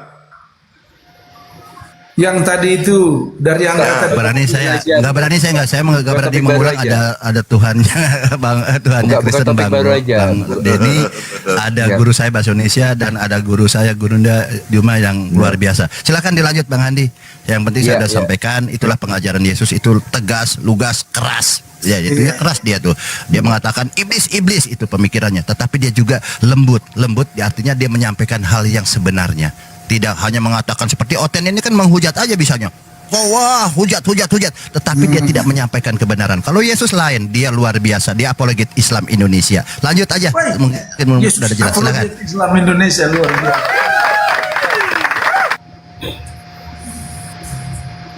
Iya. Dari angkatan yang hadir di sini ya, ada yang tidak akan mati. Ya, belum anak manusia. Tuh, terus. Ya, dari angkatan yang hadir di sini ada yang tidak akan mati sebelum mereka melihat anak manusia datang dalam kerajaannya. Ya. Ya, siapa itu? Apa itu artinya? Ya sudah, Anda jelaskan itu. Kamu tidak tahu? Ya sudah, kalau tidak tahu jelaskan. Kamu tahu ndak? Kalau kamu tidak tahu saya jelaskan. Ya silakan, apa versi Anda? Kamu tahu tidak? Kalau kamu tahu tidak usah saya jelaskan. Kalau kamu tidak tahu saya jelaskan untuk kamu. Iya, versi Anda siapa itu? Iya, jadi Anda kalau tidak tahu, ya saya tidak tahu, saya mau dengar penjelasan. Oke, saya jelaskan. Begitu.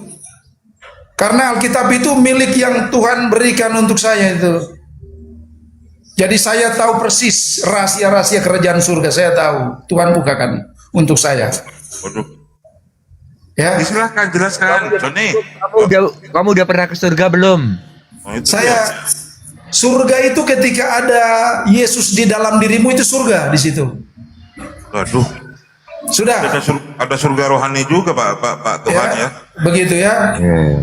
Ketika aku menyembuhkan orang dengan kuasa roh Allah, berarti kerajaan Allah ada di tengah-tengah kamu. Itu perkataan Yesus. Itu surga. Jadi kalau yang dikatakan Yesus dari angkatan yang hadir di sini ada dan tidak akan mati sebelum melihat Anak Manusia datang dalam kerajaannya, itu seperti yang Yesus perkatakan buat orang tuanya. Siapakah orang tuaku, siapakah ibuku, siapakah saudaraku, laki-laki atau saudara perempuan. Lalu Yesus tunjuk orang-orang yang melakukan pekerjaannya. Inilah ibuku, saudaraku, laki-laki, saudaraku perempuan. Itu kesamaannya begitu. Jadi angkatan yang hadir di sini, mereka yang melakoni pekerjaan Kristus, mereka yang mengenai pekerjaan-pekerjaan Kristus selama ada di bumi sampai naik ke surga. Itu angkatan yang hadir di sini. Bukan kepada Israel masuk Tuhan itu, kepada saya dan saudara yang melakukan pekerjaan Kristus. Sudah, itu kebenaran yang dari Tuhan. Oke, itu ditanya dari tadi, kapan Anda sudah sampai ke surga? Sudah, saya sudah jawaban itu kan, saya turun karena itu kebenaran yang sudah saya sampaikan. Ikuti itu maka kau selamat. Waduh, mana ini? Nah, begini loh, seperti di Wahyu dikatakan bahwa Tuhan, kerajaan Tuhan Yerusalem ya, yang didandani seperti pembelai anak domba gitu loh. Dia turun, nah bagi siapa? Bagi anak domba. Karena di mana kediamannya Bapak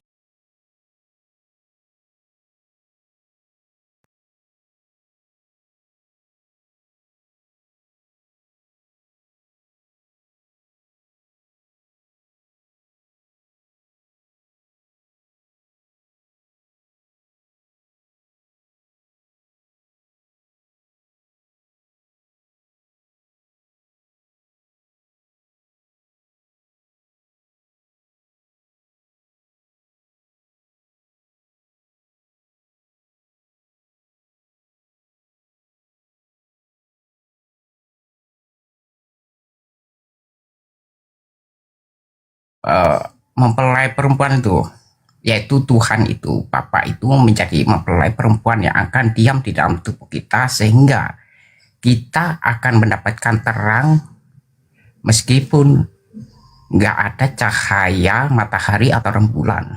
Kita akan menjadi cahaya sendiri itu. Inilah manusia baru atau kota Yerusalem baru itu.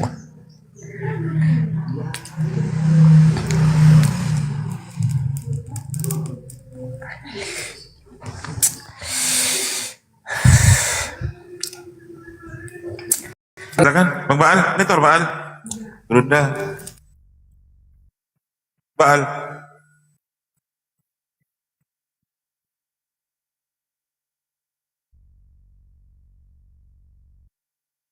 Cek, kenapa pada diam? Bang Handi buka mulut ayo Bang Handi. Apa itu? Silakan buka mulut, ayo ngobrol sama aku. Oh, oke. Bang Denny, gimana? Ya. Keadaan sekarang di Belanda? Ya tenang-tenang aja, aman-aman, damai-damai, soalnya muslimnya baik-baik.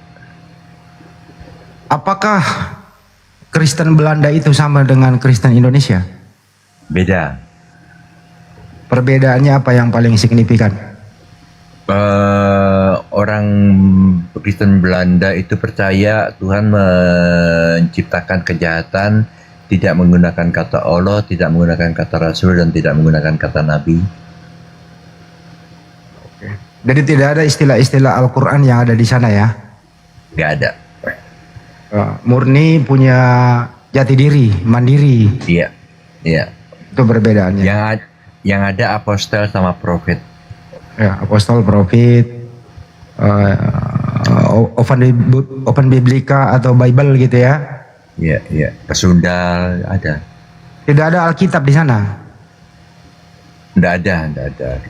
Bible adanya. Jadi kalau ada orang Belanda pegang punyanya LAI, kira-kira merasa berbeda nggak atau shock nggak gitu apa? Seperti apa? Iya bakalan kaget kok. Kaget gitu ya?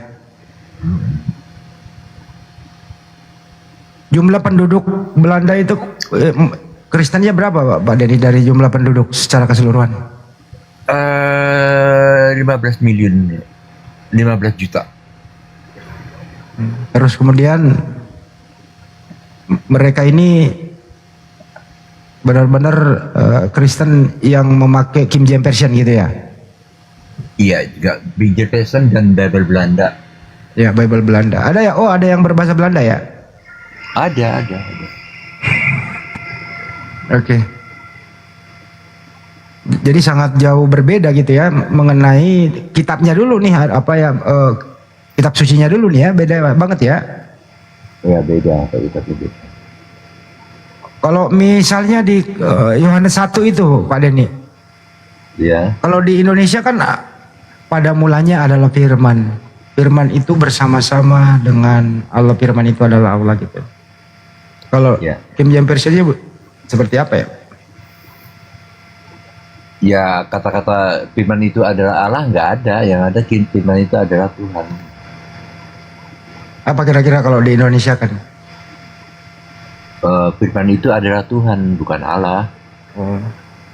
Tidak juga tidak bersama-sama dengan Allah, tapi bersama-sama dengan Tuhan.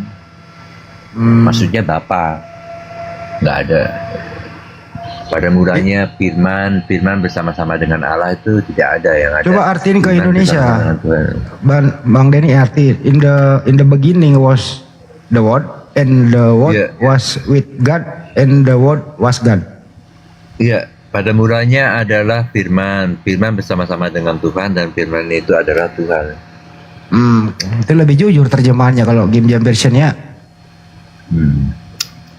Kenapa di Indonesia jadi berubah begitu ya? Ya itu aku angkat tangan. Bang Andi.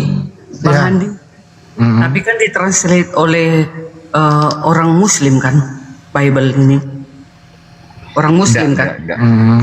Itu tahun berapa Bu Darni? Ini udah direvisi oleh LAI berapa kali? Tahun 74 dan 2003 kemarin. Jadi pertama-tama apa? Ditranslate pakai bahasa apa dia? Tuhan itu? Dari bahasa Belanda ke bahasa Indonesia. Iya, apa bahasa Indonesianya pada saat itu? Ya Tuhan, God, ya Tuhan. Iya, Tuhan ya. Aku juga setujunya. Jangan manggil nama Allah lagi. Iya. Ya, pada mulanya adalah Elohim. Pada mulanya adalah firman. Firman itu bersama-sama dengan Elohim.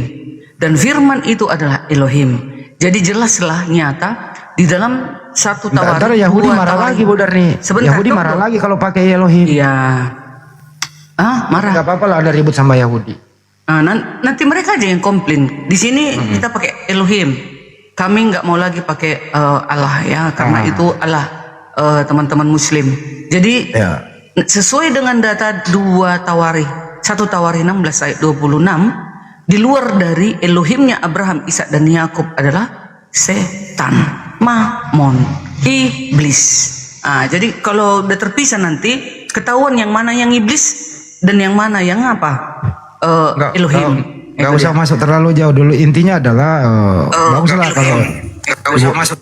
Ibu Darni sudah dulu. Intinya adalah siapa sih yang berisik?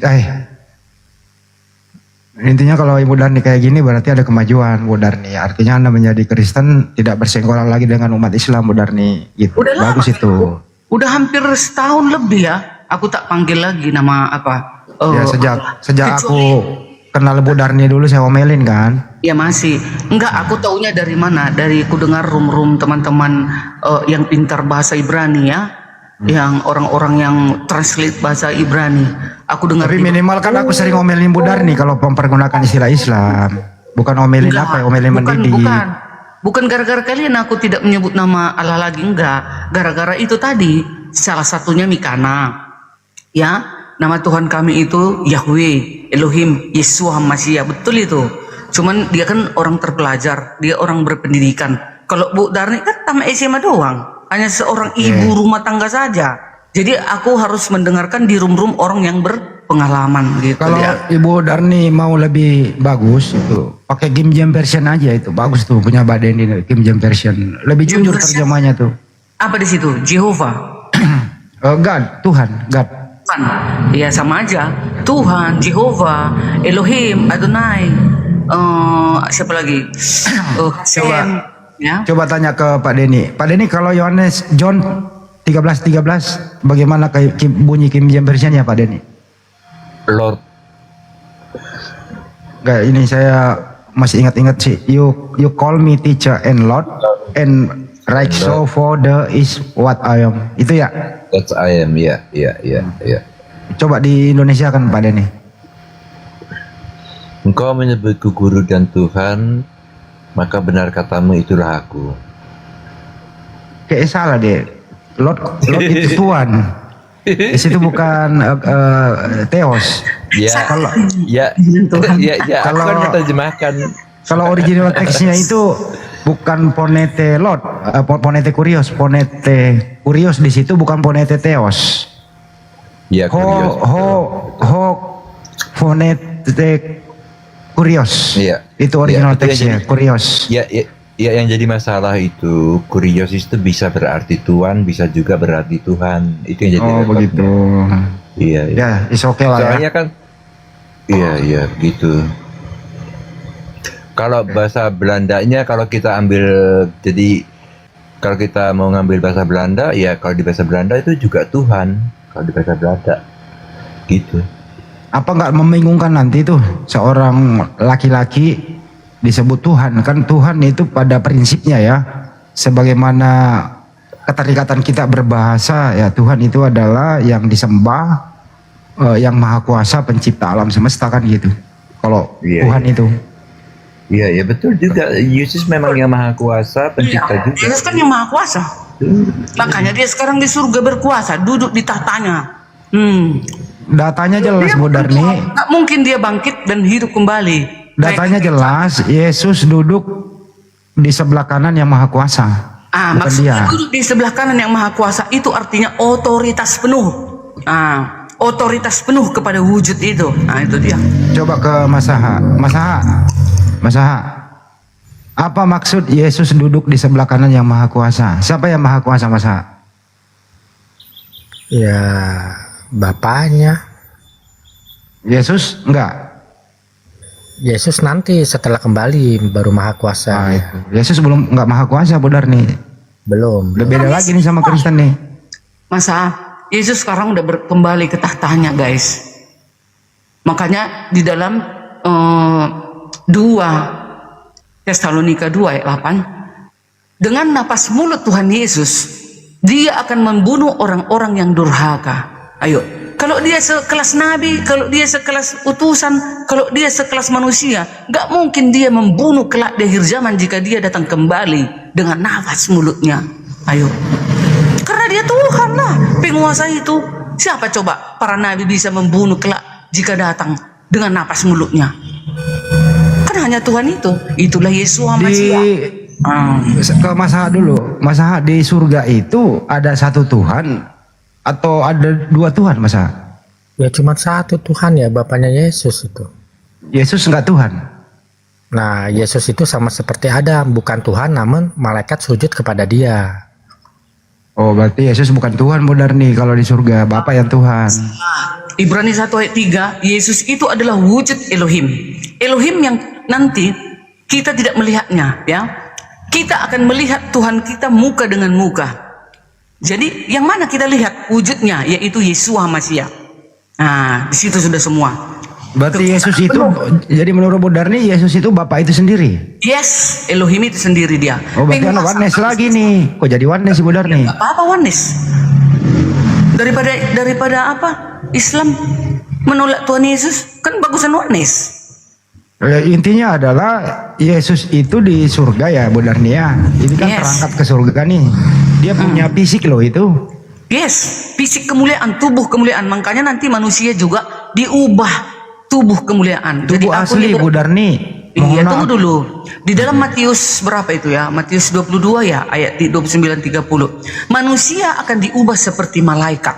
Jadi kita sama nanti kayak Tuhan itu jadinya. Kita lihat, makanya kita lihat nyata nanti Tuhan. Bu Darni pernah baca nggak Lukas 22:30? Di situ kamu nanti akan makan dan minum semeja dengan aku. Iya. Artinya di situ ada fisik yang makan Bu Darni. Ada fisik, ada mulut. Iya, gitu fisik kita ini, fisik tubuh kemuliaan ini tidak nanti binasa. Tubuh kita ini lagi, nggak ada lagi kudis-kudisan, nggak ada lagi koreng-korengan, mulus.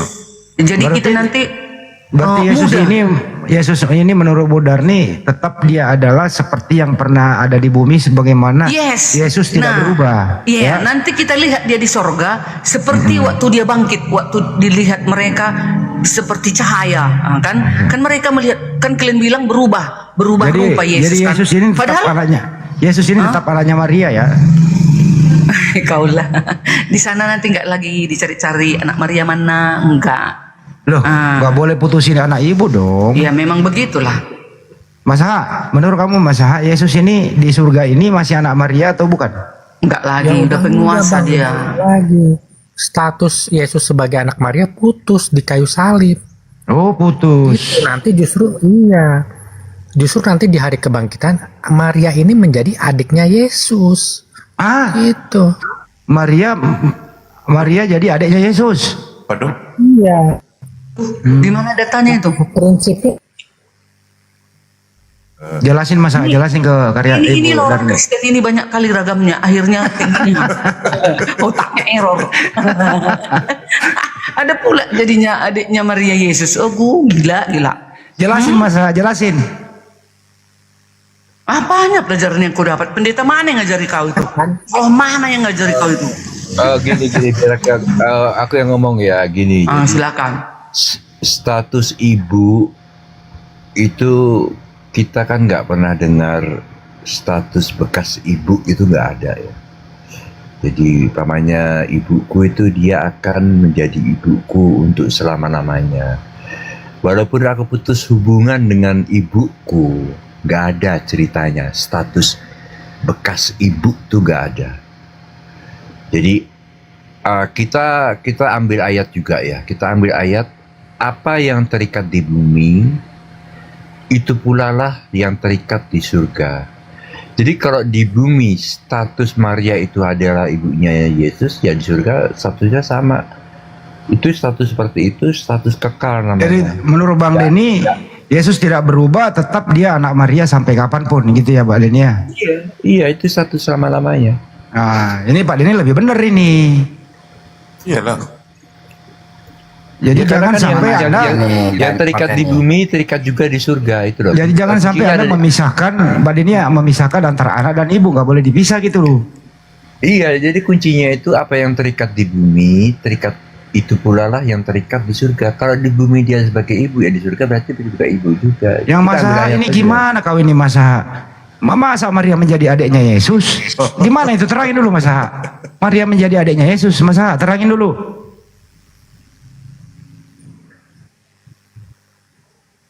Kan yang pertama bangkit. Jadi setelah kematian itu aturannya berubah Bang.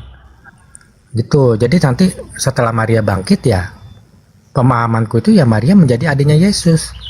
Termasuk Muhammad menjadi adiknya Yesus, termasuk Abraham. Iya. Jadi nanti kalau Yesus ketemu Maria, dia panggil Maria sini deh, gitu ya. Ya lihat nantilah kalau soal itu kan. Nah, nanti Maria bingung, adik matamu adik saya ibumu gitu loh. Oh iya. Apalagi Bang Andi, Ya, lihat kan nanti ada lah. makan-makan nih bersama di satu meja. Di dalam Diam dulu kau Bob, kau nggak meja termasuk itu dalam ada Bob. orang Kau lain diam nggak? dulu. Kan sama-sama Bob, nanti keluarga, kau saya kasih kesempatan saudara. bicara mulai dari Bentar Bob. Saya kasih kau bicara nanti jam 3 sampai jam 6 sore. Diam dulu Bob. Saya kasih kau waktu nanti bicara sendiri jam 3 sampai jam 5 sore. 2 jam. Gimana ini Bu Darni ini? Anda di tengah-tengah nih. Pak Denny mengatakan sampai kapanpun Maria itu tetap adalah ibunya Yesus. Kalau Mas Aha bukan lagi, malah dia adik. Bu Darni gimana? Itu kalau Bu Darni tidak lagi di sana, tidak lagi menjadi anaknya Maria karena dia sudah kembali kepada Sang Firman itu. Jadi Elohim mengambil rupa manusia dan taat sampai mati di kayu salib. Itulah Yesus turun ke bumi. Nah sekarang dia sudah kembali ke tahtanya. Dia sudah kembali kepada Sang Firman itu. Dia sudah bersatu dengan siapa? Dengan Elohim. Apalagi si Masa, dia mengatakan Maria itu adiknya Yesus, itu lebih beleng-beleng lagi, itu tak berdaftar. Nah, itu udah ODGJ ya. Lalu ada ini ayat ya, hubungan Yesus sebagai anak Maria secara jasmani berlaku selama masih hidup di bumi ya, seperti dicatat dalam Matius 1 ayat 8 dan Yohanes 19 ayat 26 sampai 27. Namun Alkitab memberikan rincian pernyataan eksplisit tentang status biologi silsilah keluarga tersebut di surga kekal. Tunggu ya, nih ya, pakai data ya. Pandangan hubungan di surga. Status ilahi kekal. Alkitab menegaskan bahwa secara kekal Yesus anak Elohim, putra Elohim yang duduk di sebelah kanan Elohim ya. Persaudaraan rohani. Matius 12 ayat 46 sampai 50. Menjelaskan bahwa relasi di dalam kerajaan surga bersifat rohani, di mana orang yang melakukan kehendak Bapa dipandang sebagai keluarga. Berarti semua kita nanti ini dipandang keluarga besar Elohim. Gini Bu Darni, biar nggak panjang, menurut Mas Aha, pas Yesus disalib, disitulah putus hubungan antara anak dan ibu. Kalau Bu Darni itu, di mana putusnya ini hubungan antara anak dan ibu Yesus dan Maria? Putusnya di mana Bu Darni? Itu juga bisa jadi ya, betul. Seperti Anda itu setuju dengan benar. Mas Aha? Anda setuju dengan Mas Aha? Putus. Kan dia naik dia ke surga. Dia tidak Jadi ada sejak lagi. dia disalib, putus hubungan antara anak dan ibu gitu ya? Ya. Oke, cukup. Kalau Pak Denny gimana Pak Denny? Putus hubungan antara anak dan ibu disalib? Putus hubungan dengan nyamuk. Ya, jangan nyambung juga kali ya. Gimana Pak Denny? Bang Denny? Tadi kan saya gini. Mereka kan menjelaskan tanpa ayat, ya. Kalau saya kan menjelaskan pakai ayat. Tolong garis bawahi pada khususnya yang di bawah, ya, yang di bawah supaya bisa belajar. Aku kan berpedoman kepada, kalau masalah topik ini aku tuh tetap berpedoman kepada ayat yang mengatakan apa yang terikat di bumi itu pula lah yang terikat di surga. Jadi kalau Yesus itu terikat hubungan ibu dan anak di bumi, maka hubungan anak dan bumi dan anak dan ibu itu pun juga akan terikat di surga. Jadi pakai ayat kalau saya gitu. Silakan dilanjut. Di surga itu Maria ini tetap adalah ibunya Yesus, tapi berubah status. Maria memanggil Yesus anak dan Tuhan gitu ya. Jadi anakku adalah Tuhanku di surga. Itu Pak Denny. Ya, statusnya itu, jadi statusnya Maria itu adalah ibu dan hamba sekaligus. Oke, ibu dan hamba. Ya, ibu dan hamba seperti Yesus. Yesus itu Aku jawab Bang Andi pakai data. Ya kesimpulannya Pak Denny, di surga itu Yesus adalah atau Maria memanggil anakku adalah Tuhanku juga gitu ya Pak Denny ya? Salah. Nih pakai data. Dengarkan kita semua ya. Di dalam Matius 12 ayat 46. Ya, Yesus dan anak saudara-saudaranya dan sanak saudaranya. Ketika Yesus masih berbicara dengan orang banyak itu, ibunya dan saudara-saudaranya berdiri di luar dan berusaha menemui dia itu Yesus. Maka seorang berkata kepadanya, "Lihat, ibumu dan saudara-saudaramu ada di luar dan berusaha menemui engkau." Lalu Yesus menjawab kepada orang yang menyampaikan berita itu kepadanya, "Siapa ibuku Katanya, siapa ibuku? Siapa ibuku? Katanya, dan siapa saudara-saudaraku? Lalu katanya sambil menunjukkan ke arah murid-muridnya, ini ibuku dan saudara-saudaraku. Sebab siapapun yang melakukan kehendak Bapakku di surga, dialah saudaraku laki-laki, dialah saudaraku perempuan, dialah ibuku. Nah itu dia, nanti kalau di surga seperti itu. Jadi semua bersaudara. Semua bersaudara. Kalau Berarti Yesus dan ibu, Yesus dan Maria di surga bersaudara. Nah, sesuai data ini. Oh, Yesus jadi kok sudah setuju dengan kembali. Mas Aha kalau gitu, setuju dengan Mas Aha bersaudara Yesus sama Maksudnya Maria. bersaudara dalam kasih Yesus. Yesus kan sudah kembali ke tatanya sebagai berkuasa. Nah, gitu dia. Jadi semua yang ada di muka bumi ini yang setia kepada firman-Nya, itulah saudaranya, gitu. Jadi Itu Maria memanggil Yesus itu saudara gitu ya, bukan lagi anak. Kalau kepada Yesus enggak lah, kan dia udah penguasa. Yesus udah penguasa. Oh, jadi Maria di surga Bersama memanggil, semua dengan manusia-manusia ini, jadi manusia-manusia. Maria di surga memanggil Yesus saudara apa Tuhan? Tuhan dong. Oh, jadi Tuhannya Maria adalah bekas anaknya gitu ya? Ya, begitulah. Oke lah. Karena itu pertanyaan teman-teman Muslim. Jadi Begitulah. Maria berkata Tuhanku adalah bekas anakku gitu ya? Enggak gitu nanti dibilangnya. Ya Tuhanku. Iya Tuhanku itulah bekas nanti. anakku gitu loh. Enggak ada. Mana datanya? Ya berarti kan udah bukan lagi anak ibu. Mana datanya? Jika nanti di surga begitu Yesus dipanggil. Bang Hendy, Iya, gimana? Kata-katamu tuh tepat sekali. Jadi bekas anak ya, bekas anak. Adakah status bekas anak di dunia ini? Nggak ada. Nggak ada. Oh, udah kalau di Beda. Yesus kan bukan darah dagingnya Maria. Hanya sebentaranya dipakai rahimnya. Dia hanya sementara dipakai rahimnya untuk melahirkan sang juru selamat itu, agar Elohim mengambil rupa manusia, agar datang menjumpai ciptaannya ke bumi. Sementara. Nyatanya kan sementara dia di bumi. Mati aja, busuk aja enggak di dalam tanah. Naik dia ke surga. Gitu. Itu hanya menjalankan penggenapan nubuatan para nabi. Banyak dong Yesus itu juga nih. Ke Mas Aha dulu, silakan Mas Aha. Ini kalau sekarang ini kan kita belum bersaudara nih Bang, ya kan? Karena kita punya bapak masing-masing. Nanti pas hari kebangkitan kita ini baru bersaudara. Kita ini satu bapak ya, Tuhan sendiri bapak kita gitu. Ini Bu Darni ini, tar dulu, kesimpulannya Bu Darni tetap ngotot bahwa Yesus dan Maria itu udah putus hubungan dengan anak ibu gitu ya? Iya Bu Darni? Ya, Pak Dedi ngotot, nggak ada namanya putus hubungan anak ibu. Yesus kan udah kembali ke asalnya, Elohim.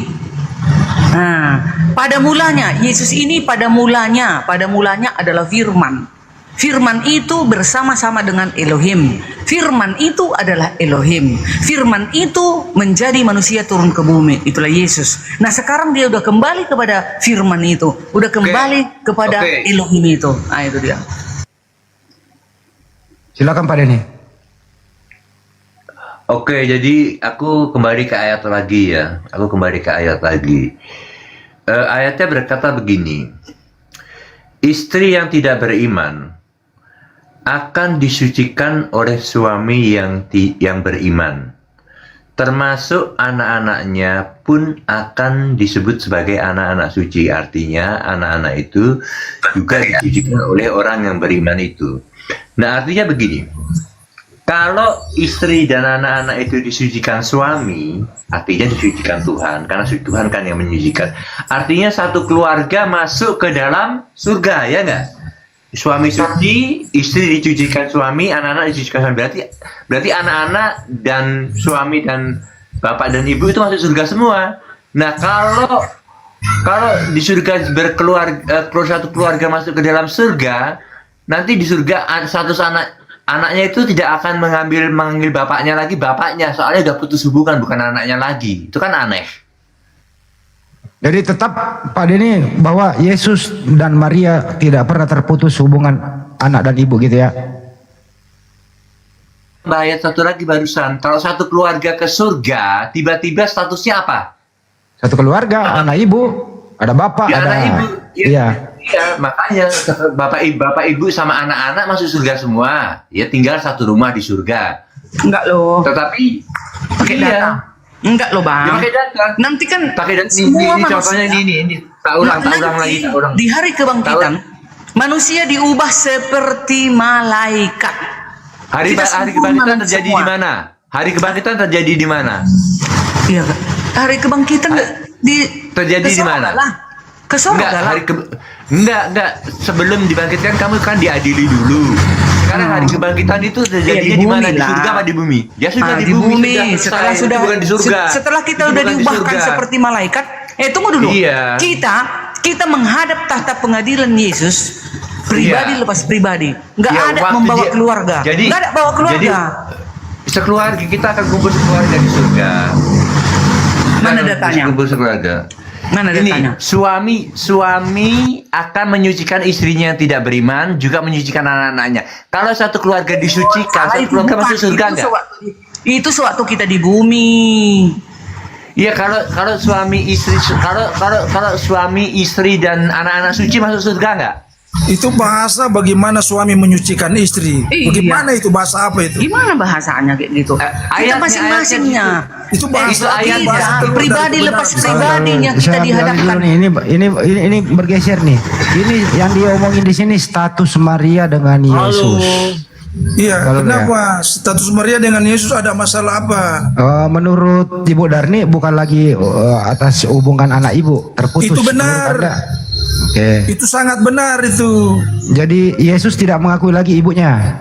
Bukan kandungan itu kan Tuhan Yesus itu minta di sana kandungan Tuhan itu Tuhan Yesus pakai kandungan Maria itu. Jadi menurut Anda Maria dan Yesus itu bukan lagi anak ibu gitu ya? Tidak bisa, Yesus tetap Yesus Tuhan dia. Saya nggak nanya Tuhan dan bukan Tuhan. Ini hubungan antara Maria dengan Yesus. Sudah tidak lagi Yesus itu pemimpin surga dia tertinggi. Sejak kapan Maria menurut ya, Anda? kalau Sejak kapan Maria dan Yesus putus hubungan anak? Tidak ada putus hubungan, kita keluarga di bumi setelah di surga sudah tidak lagi. Oh, Kita berarti ini semua akan Yesus- menjadi sama seperti Yesus. Berarti Maria Maria di surga bukan lagi ibunya Yesus. Tidak lagi. Tidak lagi. Berarti putus hubungan dong. Bukan putus hubungan, kita semua menjadi warga negara surga. Mau putus Saya hubungan ulang bikin apa kembali. lagi? Kalau bukan lagi anak dan ibu berarti putus hubungan dong namanya. Kita semua jadi warga negara di surga, mau apa Saya nggak lagi? nanya Tidak ada kau, putus saya nggak nanya hubungan. kau. Yang saya tanya Yesus dan Maria bukan kau. Sama dengan Maria menjadi warga kerajaan surga. Oke, artinya menurut Anda Tuhannya Maria di surga siapa?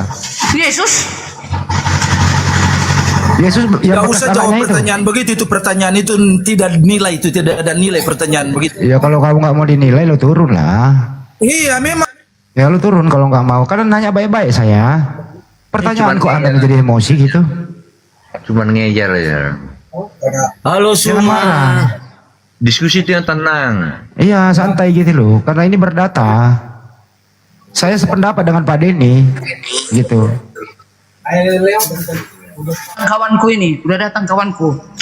Mengaropai. Coba ke Carolina dulu. Carolina selamat Selamat sore. pagi. adik Selamat Rodeli. pagi Ibu Carolina. Ya, masih Aku paling bernapas suka. dia. Selamat malam, selamat malam. Ya, oke, Aku selamat paling malam. suka. Aku paling suka kalau Carolina ngamuk. Masih siang ini Caroline, masih jam 1 di sini. Dia gak ada sih, Armin udah dari. Ini Salam kenapa nih? Tadi dulu. Ini si Salam ini kenapa mau ngomong apa, Pak? Carolina. Ya, halo selamat siang semuanya. Ada Bang Baal, Bang Iwan, Bang Arif, dan Bang Juma dan Pak Handi. Selamat siang. Saya doang dipanggil Bapak, yang lain Abang. Kenapa saya dipanggil Bapak-bapak? Karena Pak Handi ini Pak bapak-bapak udah ini nggak bercanda. Caroline bilang Mas Handi bilang. Oh enggak lah, bapak aja lah. Bapak aja lah, bagus kalau Bapak aja lah. Berarti ya Carolina ini saya anggap sebagai anak lah. Bagus itu. Ya betul itu, anggap anak aja. Baguslah itu. Bu Carolina nganggap aku bapak. Baguslah itu supaya kita tidak ada perselisihan terlalu jauh gitu ya, diskusi persahabatan ya, Bu Carolina ya. Betul. Bersahabat itu Bang lebih Handi. indah daripada bermusuh. Gue Bang curiga Handi. nih, Pak Denny ini kayaknya naksir sama Ibu Carolina ini. Bang Handi, Bang Handi. Ya, ya. Bang Handi, tolong Istrinya tolong. tahu ini.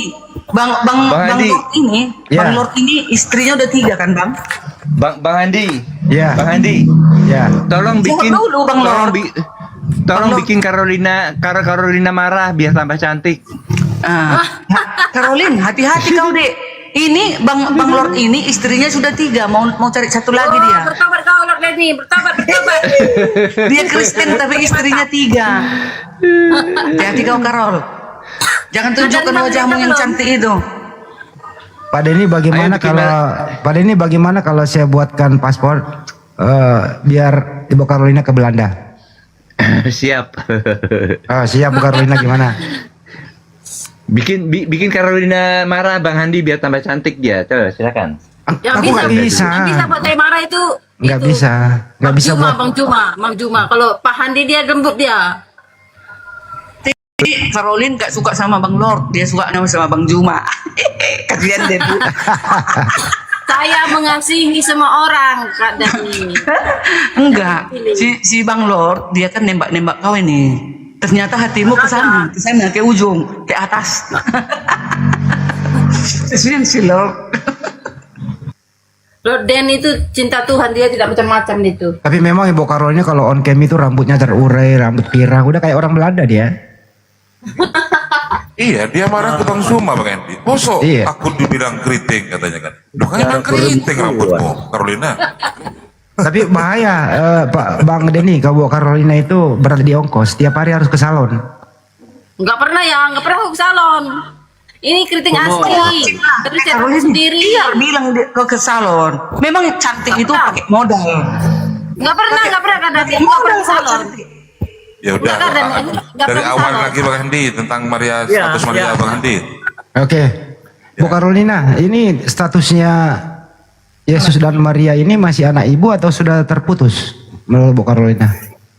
Oh, Yesus mengajarkan kita menghormati seorang ibu. Itu dia sebagai contoh. Yesus itu sebagai contoh. Tetapi dia adalah Allah semua manusia. Jadi artinya Yesus ini tetap ibunya adalah Maria ya? Kita menjadikan dia datang ke dunia ini menjadi guru, Bang Andi. Jadi kita harus menjadi contoh menghargai seorang ibu. Status Maria dan Yesus ini tetap anak ibu gitu ya? Ya enggak lah, Yesus itu adalah Allah. Oh, terputus juga. Terputus juga Pak Denny. Maria itu tetap umatnya, tetap ciptaannya. Tetap ciptaannya Yesus Maria. Oh, jadi Maria ini ciptaannya diciptakan oleh Yesus. Yang mendapat karunia, yang mendapat kasih karunia, dia bisa mengandung atau melahirkan. Contoh nih Bu Carolina, ini kan sekarang di surga nih, Yesus ketemu Maria. Maria ini memanggil Yesus anak atau memanggil dia Tuhan? Dia kan ada kata Maria kan pernah berdoa. Makasih Tuhan, dia berdoa kepada Tuhan. Tuhan Yesus. Oh, jadi Yesus memanggil Maria ini hambanya atau dia memanggil Maria ibu saya gitu? Gimana? Nah. Dia di dunia ya tetap memanggil ibu, kan dia di dunia sebagai manusia, bukan Di sebagai surga Allah. maksud saya, di surga. Di surga belum ada, dia di surga. Maria belum ada di surga, Maria masih di dalam tanah. Oh, Maria belum di surga. Ini beda lagi nih. Beda lagi benar nih. Maria belum di surga. Betul.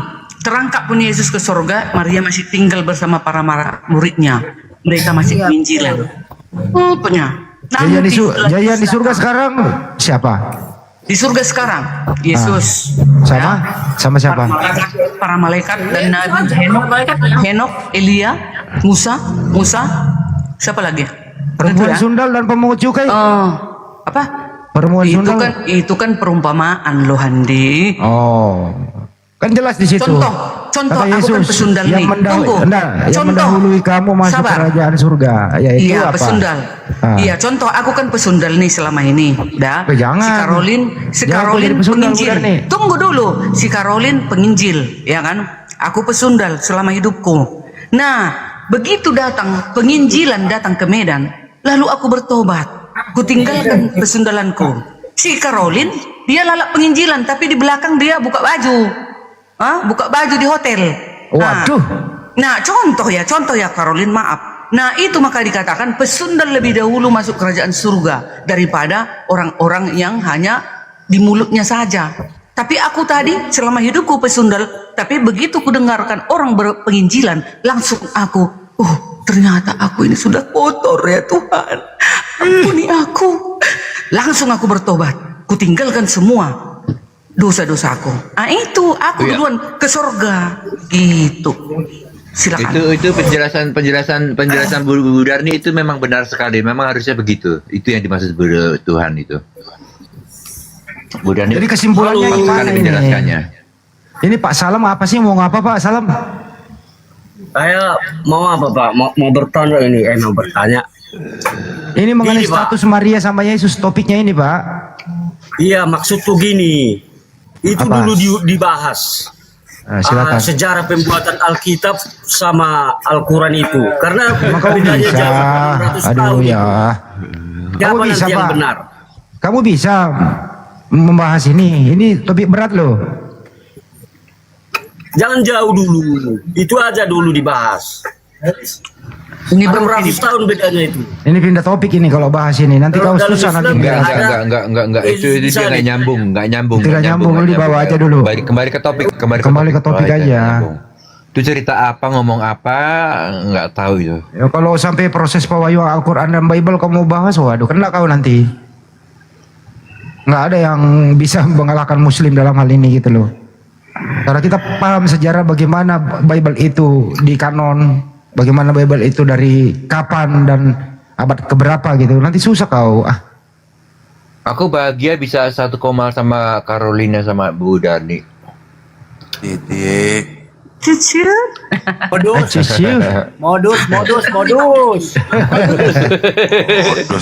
Bang Lor, Katanya nggak boleh berdusta. Itu. Dan Bang Lor, bahagia kita pecahkan dan dulu singanya telurku. tua. Tunggu Caroline, Bang Lor, Bang Denny, pecahkan dulu Iya, iya. telurku itu. Pecahkan telurku. Oh iya, pecahkan telur, iya aku ingat. Iya. Ya, kan masih kosong ini Pak Denny. Tapi sebelum dipecahkan disentuh dulu aja. Aku nggak bisa ngikutin Kak Darni loh. Naikkan dulu Carolina, gantikan aku. Dia biar dia on cam dulu, biar Pak Denny puas. Aku mengikuti dia, Mas. Kenapa aku Pak Arif, naikkan dia. On cam dulu Bu Carolina, biar Pak Denny puas. Oh ya. Jangan nanti hatiku. Awas. Jangan. Bang Carolina. Ini Bapak yang nyuruh Carolina, ini Bapak yang nyuruh. Bang Handi, jangan on cam dulu nanti hatiku meleleh. Ya, Bapak yang nyuruh on cam dulu. Modus. Pokoknya Paus. Ayo buka kameramu. Paus baru saya on cam. Caroline, tunjukkan pesonamu. Tunjukkan pesonamu, Caroline. Alah, Kak Darni juga cantik kok. Enggak, kan kau yang dipilih Bang Lord. Kalau Pak Ya, Denny kau yang dengan tunjukkan. dikompori seperti itu. Kalau aku tadi dipilihnya pasti ku buka on cam. Paus ya Bang, ku bilang. Kalau Pak naikkan Bu Darni Denny juga. dipanas-panasi. Enggak, aku enggak dipilih Bang Lord kok aku. Naikkan dulu Nggak bisa, berdua. bisa. On cam dua-duanya coba. Naikkan dia berdua di atas. Enggak bisa. Dong, belum on cam kok. Baru on cam saya naikkan. Ayo. Silakan Carolina on cam. Biasanya Carolina on cam ini. Yuk. Jadi kembali ke topik ya. Kasih dulu ini Paus baru aku mau on cam. Jadi kembali ke topik Bu Darni, bahwa jadi waktu Yesus itu, kita mundur ke bawah dulu ya. Waktu Yesus bangkit dari kubur Bu Darni, itu yang bangkit bukan lagi anak Maria ya Bu Darni? Yang bangkit itu udah ya penguasa itu yang bangkit. Oke. Kan ini masih berbentuk manusia loh, minta makan ikan goreng dan seterusnya, berada di 40 hari di bumi kan. Iya. Ya, sebelum dia. Apa itu Maria itu nggak cari anaknya? Nggak tahu berita anaknya bangkit gitu. Buktinya ada dicari-cari rupanya, ada ayatnya. Berarti Yesus nggak pulang ke rumah selama 40 hari. Mendatangi murid-muridnya dia. Dia nggak sama sekali kangen sama ibunya gitu ya. Nggak ada dicatat. Iya kan, Lord? Ada dicatat. Berarti yang bangkit itu bukan lagi anak Maria gitu ya. Yang bangkit itu ya udah firman yang menjadi manusia Elohim itu, yang sudah tadi kan Yesus ini kan sebelum turun ke bumi kan dia Elohim. Lalu Elohim mengambil rupalah manusia, jahirlah dia melalui perawan Maria. Nah, setelah dia mati dan bangkit dan naik kembali ke surga, ke tahtanya, kembali Jangan lagi dia dulu ke dari- kerajaannya. Dia bangkit 40 hari beraktivitas di bumi. Ya Iya. pasti kan butuh mandi, butuh tidur, Bu Darni. Iya. Apa dia nggak balik ke rumah dulu ketemu ibunya gitu? Ya, nggak ada catatan, hanya dia mendatangi murid-muridnya. Ya. Kalau menurut saya ini mohon maaf ya, anak yang tidak berterima kasih. Seandainya pun dia dia malah menemui murid-muridnya, dia nggak balik temui ibunya gitu loh. Bang Handi, seandainya secara logika ya, seandainya lah Yesus menjumpai Maria, seandainya pun dia kalau mandi seperti yang mau kalian inginkan, apa rupanya salahnya kalau dia mandi? Iya nggak Itu sudah tubuh. salah. Nggak salah. Maksud saya, dia butuh mandi, butuh makan, butuh ganti pakaian. Masa nggak balik ke rumah? Ya tentu dijumpainya kan murid-muridnya Ya, pada saat itu. Nggak dijumpai ibunya, nggak dijumpai ibunya gitu. Nanti bentar lagi si Hendy ini mengatakan kuliah nggak dia? S2 Enggak juga ke sana, Bu. Yang mengatakan kuliah itu Esra Soru, Bu, bukan saya. Yang mengatakan Yesus sekolah SD, SMP, SMA, kuliah itu itu Esra si Soru, Soru bukan itu kan saya. si Soru itu kan apa itu pendeta kebingungan. Oh, ya bukan saya loh, Bu, yang mengatakan itu. Esra Soru yang ngomong itu, bukan saya. Yang kau pikirnya semua pendeta waras? Bu, ada yang tidak waras juga. Ustadz kau aja kan banyak juga yang nggak waras. Siapa ustadz yang tidak waras? Semua tokoh-tokoh agama itu yang lebih cepat masuk neraka daripada pesundal. Kenapa? Wih, Kenapa bilang? Kenapa bilang? Katakan kayak gitu. Enggak, saya enggak mau Orang sama yang ibu. ahli agama Ibu aneh. terus berbicara Tuhan. Itulah makanya Yesus mengatakan enyahlah kau dari hadapanku katanya. Pertanyaannya Bu bukan itu. Karena Menurut cuma ibu, omongan doang gitu Oi, loh. menurut ibu Yesus dan Maria itu masih anak udahlah. ibu atau sudah bukan lagi anak ibu? Tidak bisa menurut saya karena saya manusia biasa. Ya kalau gitu lo Itu dibawa semua yang ganggu acara lo, Bu. Ya naikkan Bu Darni. Enggak, kenapa diturunkan si Hanis? Dia pinter itu. Naikkan Bu dia, ini dia nih, berdua nih. Nah Pak Denny silakan dipilih. Cantik-cantik anak Tuhan Yesus ya kan? Nah, Pak Denny gimana tanggapannya Pak Denny? Ya putri-putri Tuhan Yesus memang indah-indah semua, luar biasa. Ya gas Pak Denny, gas. Ini Bu Karolini baru pulang dari salon loh. Kan fitnah Bang Adi, aku tidak pernah ke salon. Wait. Ini rambut sendiri. Bibirnya Rambutnya ya putih asli. bibirnya ya ampun, bibirnya Bunda Carolina cantiknya. Ini karena anugerah Tuhan ini. Semua karena anugerah Tuhan. Tapi Bu Darni juga udah ketemu Banjuma. Cantik kata Banjuma, memang cantik aslinya Bu Darni. Ayo paus naik paus. Udah open camp itu orang dua itu. Nah, betul, Paus. Nyaman kan kalian kalau di Room Muslim nyaman kan? Tidak ada hujat-hujatan. Kalau saya nggak ada Bu Darni juga kebablasan kalau di koma lain. Kalau saya ada nggak ada hujat-hujat, nggak boleh. Dibuka mic-nya Bu Darni, benar nggak?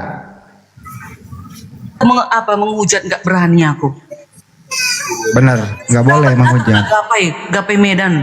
Itu dia Mibur Simatupang depan BRI Grudok.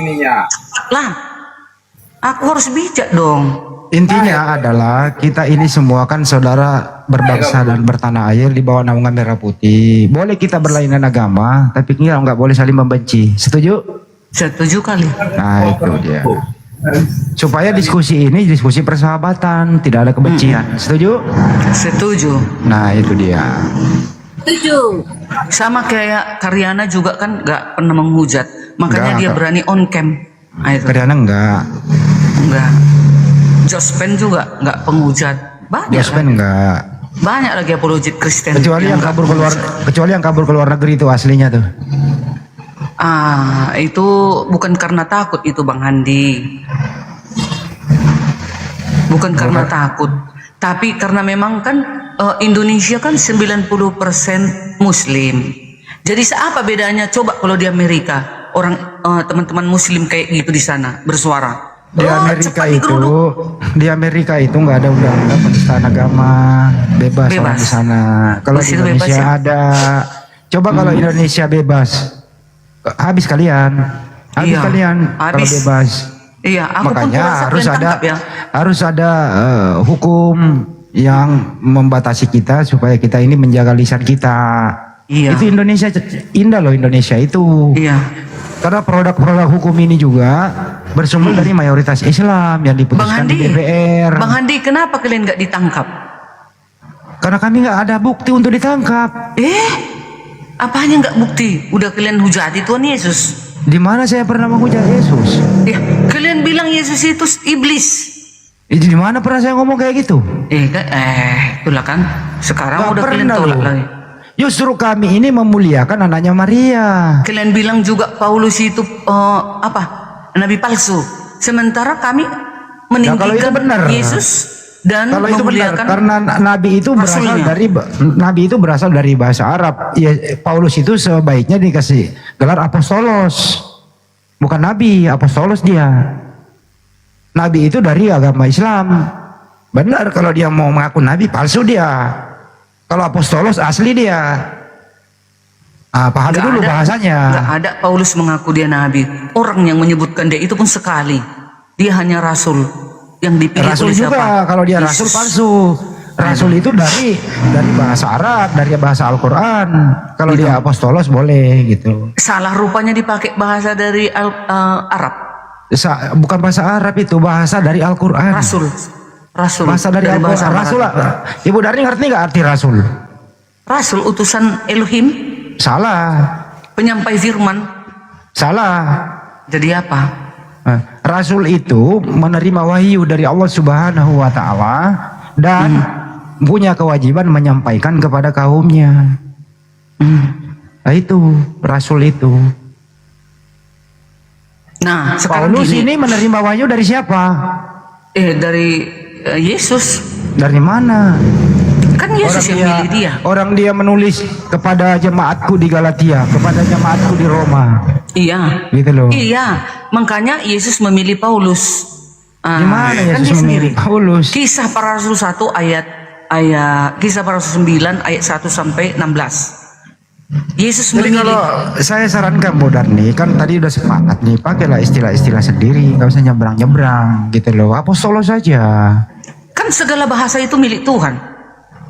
Tapi Bisa dong penempatannya jangan bikin kacau.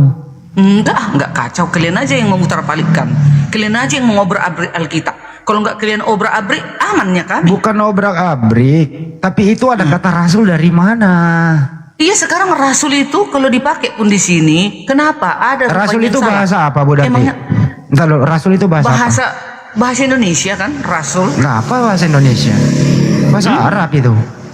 Bahasa Arab. Sekarang Iya. aku tanya, bahasa Arab itu milik siapa? Nah, sekarang ini kalau bahasa Arab, Bible ini diterjemahkan ke bahasa Arab apa ke bahasa Indonesia? Iya, aku tanya, kan bahasa Arab ini milik siapa? Milik Tuhan atau milik umat Islam? Bedakan bahasa Arab dengan bahasa Al-Quran, dan sangat jauh berbeda. Makanya aku tanya. Rasul itu bahasa Al-Quran, bukan bahasa umum. Bahasa Al-Quran Iya, itu. bahasa Arab. Bahasa kan? Al-Quran. Bahasa Al-Quran. Iya, bahasa Arab. Bahasa Nah, Al-Quran. sekarang bahasa Arab ini milik siapa? Milik satu agama atau milik Tuhan? Kalau Segala bahasa bahasa. Arab secara keseluruhan boleh orang pakai, satu, dengerin baik-baik ya. Tapi kalau bahasa Al-Quran jangan dipelintir, jangan dipakai dan dipelintir. Itu maksudnya. Anda kan ini dari bahasa Yunani diterjemahkan ke bahasa Indonesia. Kenapa Iya. pakai rasul? Kenapa nggak pakai utusan aja? Kan sudah disahkan itu, mulai itu Siapa ditulis, yang sahkan? ada rupanya keberatan. Setelah sekarangnya apologet Islam baru keberatan. Ya Kenapa karena nggak selama dari ini dulu? didiamkan. Kami apologet Islam Indonesia meluruskan supaya kalian ini Kenapa pintar. disahkan pemerintah? Pemerintah nggak pernah terlibat dalam pengesahan LAI. Jangan salah. Sedangkan buku pendidikan aja, ya, kalau masuk ke sekolah diperiksa, ya, Dengerin, Bu Darni. harus diperiksa oleh siapa? LAI, Menteri Pendidikan. LAI itu mandiri dalam menerjemah, tidak ada intervensi dari pemerintah. Mandiri dia menerjemah. tidak ada intervensi oleh siapapun. Ya, kepala penerjemahnya namanya Anwar Chen, Edwin Pascalis, anggota dan teman-teman. Tidak ada intervensi dari pemerintah dalam revisi 2023 kemarin. Murni bebas dia menerjemah. Oke, paham sampai sini ya? Oke. Kenapa dalam menerjemah ke Indonesia memakai bahasa Arab, bahasa Al-Quran? Kenapa nggak jujur aja? Apostolos diterjemahkan ke bahasa Indonesia, ya utusan. Seperti King James Version itu. Tanya Bang Denny. Apostolos itu diterjemahkan ke bahasa Inggris apa, Pak Denny? Pak Denny. Apostolos diterjemahkan ke bahasa Inggris apa? Apostel. Kamu dengar Apostel. Guru bicara. Ada nggak rasul? Ada nggak rasul di King James Version? Nggak ada. Nggak ada. Iya, King James Version itu kan bahasa apa? Bahasa Inggris. Ya udah bahasa Inggris. Sekarang di Indonesia bahasa apa? Rasul bahasa Arab. Kenapa diterjemahkan? Iya, kan bahasa Indonesia kan? Ya ditranslate dong ke bahasa Indonesia. Rasul bukan bahasa Indonesia, Rasul bahasa Arab. Itu aja kok repot. Diterjemahkan ke bahasa Indonesia ya utusan, bukan rasul. Sekarang kalau ditranslate pun seperti ini, apa keberatan kalian? Ada rupanya disinggung rupanya keimanan Kalau kalian begitu- di Alkitab ini. Kalau Kalian begitu, aja yang sibuk. Kalian Darni, aja yang sibuk. Di mana ada original teks kata rasul di Bible? Ya sekarang kutanya, bahasa Indonesia ini memakai bahasa apa? Bahasa Indonesia. Tentu ditranslate ke bahasa Indonesia. Kalau nanti di Inggris sana ditranslate bahasa Inggris. Kalau rasul itu makanya ada bahasa kajian. Rasul itu bahasa Arab atau bahasa Indonesia? Mau bahasa Arab, mau bahasa Nah apapun ini Bu Darni bisa di sini dipakai seluruh Di bahasa. sini lah Ibu Darni nggak jujur nih. Emangnya siapa yang memiliki seluruh bahasa? Kutanya kau duluan. Ini artinya Anda ini cari masalah, nggak mau Kenapa jujur. cari masalah? Pemerintah ini berhak memberi Kok lari izin ke pemerintah kepada semua sih? orang Kok untuk lari ke memakai pemerintah? bahasa. Gak ada hubungannya dengan pemerintah. Apa sama dengan hubungannya MUI. dengan pemerintah? Pemerintah Ih. tidak intervensi. Begini misalnya loh, ormas. Bu Darni mau nggak Ibu Darni sebagai orang Kristen itu punya jati diri dan mandiri, mau nggak? Mau sih mau. Mau, Aku oke. aku sebenarnya sukanya original text. Tapi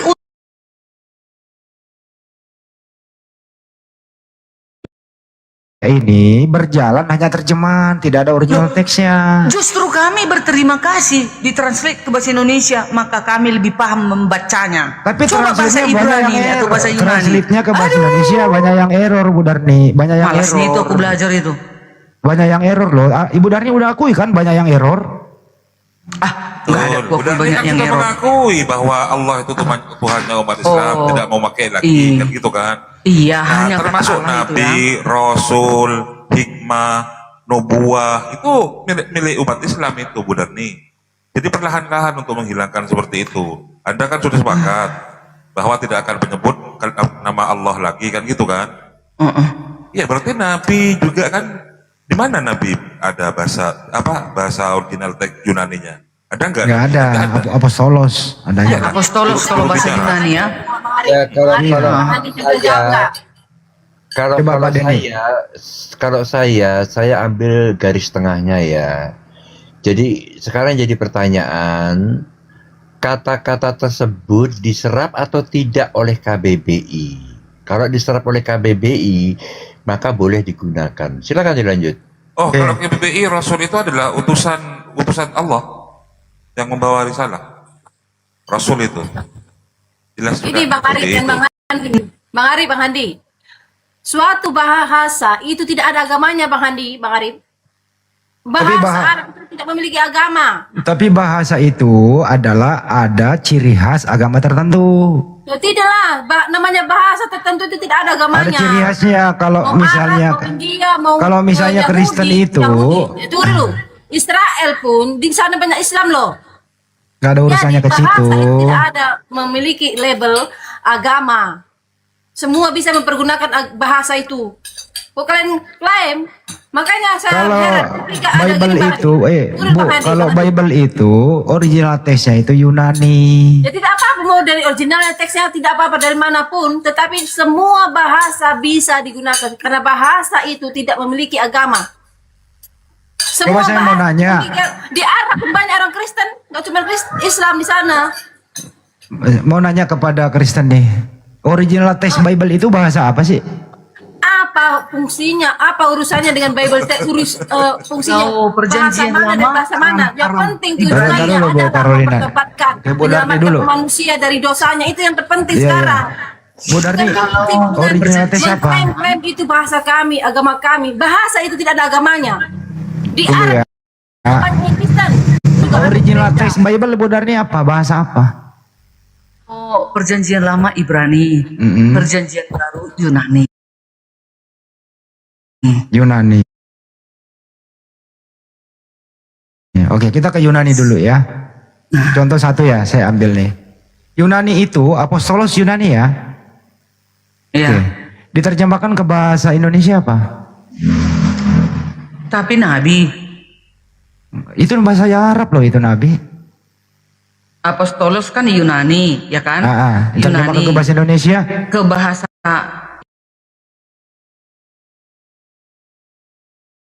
Indonesia dan jadi Nabi. Utusan. Oke, utusan. Utusan. Ada rupanya yang salah. Ada rupanya yang salah Kenapa di jadi? situ. Terus kenapa jadi rasul? Kan ditranslatekan ke bahasa Indonesia. Rasul bukan bahasa Indonesia, bahasa Arab. Kok jadi pusing sih? Allah. Kalau dibahas Susah amat loh, jujurnya. Bentar ya. Apostolos itu diterjemahkan ke bahasa Indonesia utusan. Iya, tapi kan yang ditranslate itu kan Kenapa Bible jadi bahasa Arab? Yunani kan. Kenapa jadi bahasa Arab? Kan nggak ditranslatekan Al-Quran ke Alkitab kami kan? Enggak, jangan.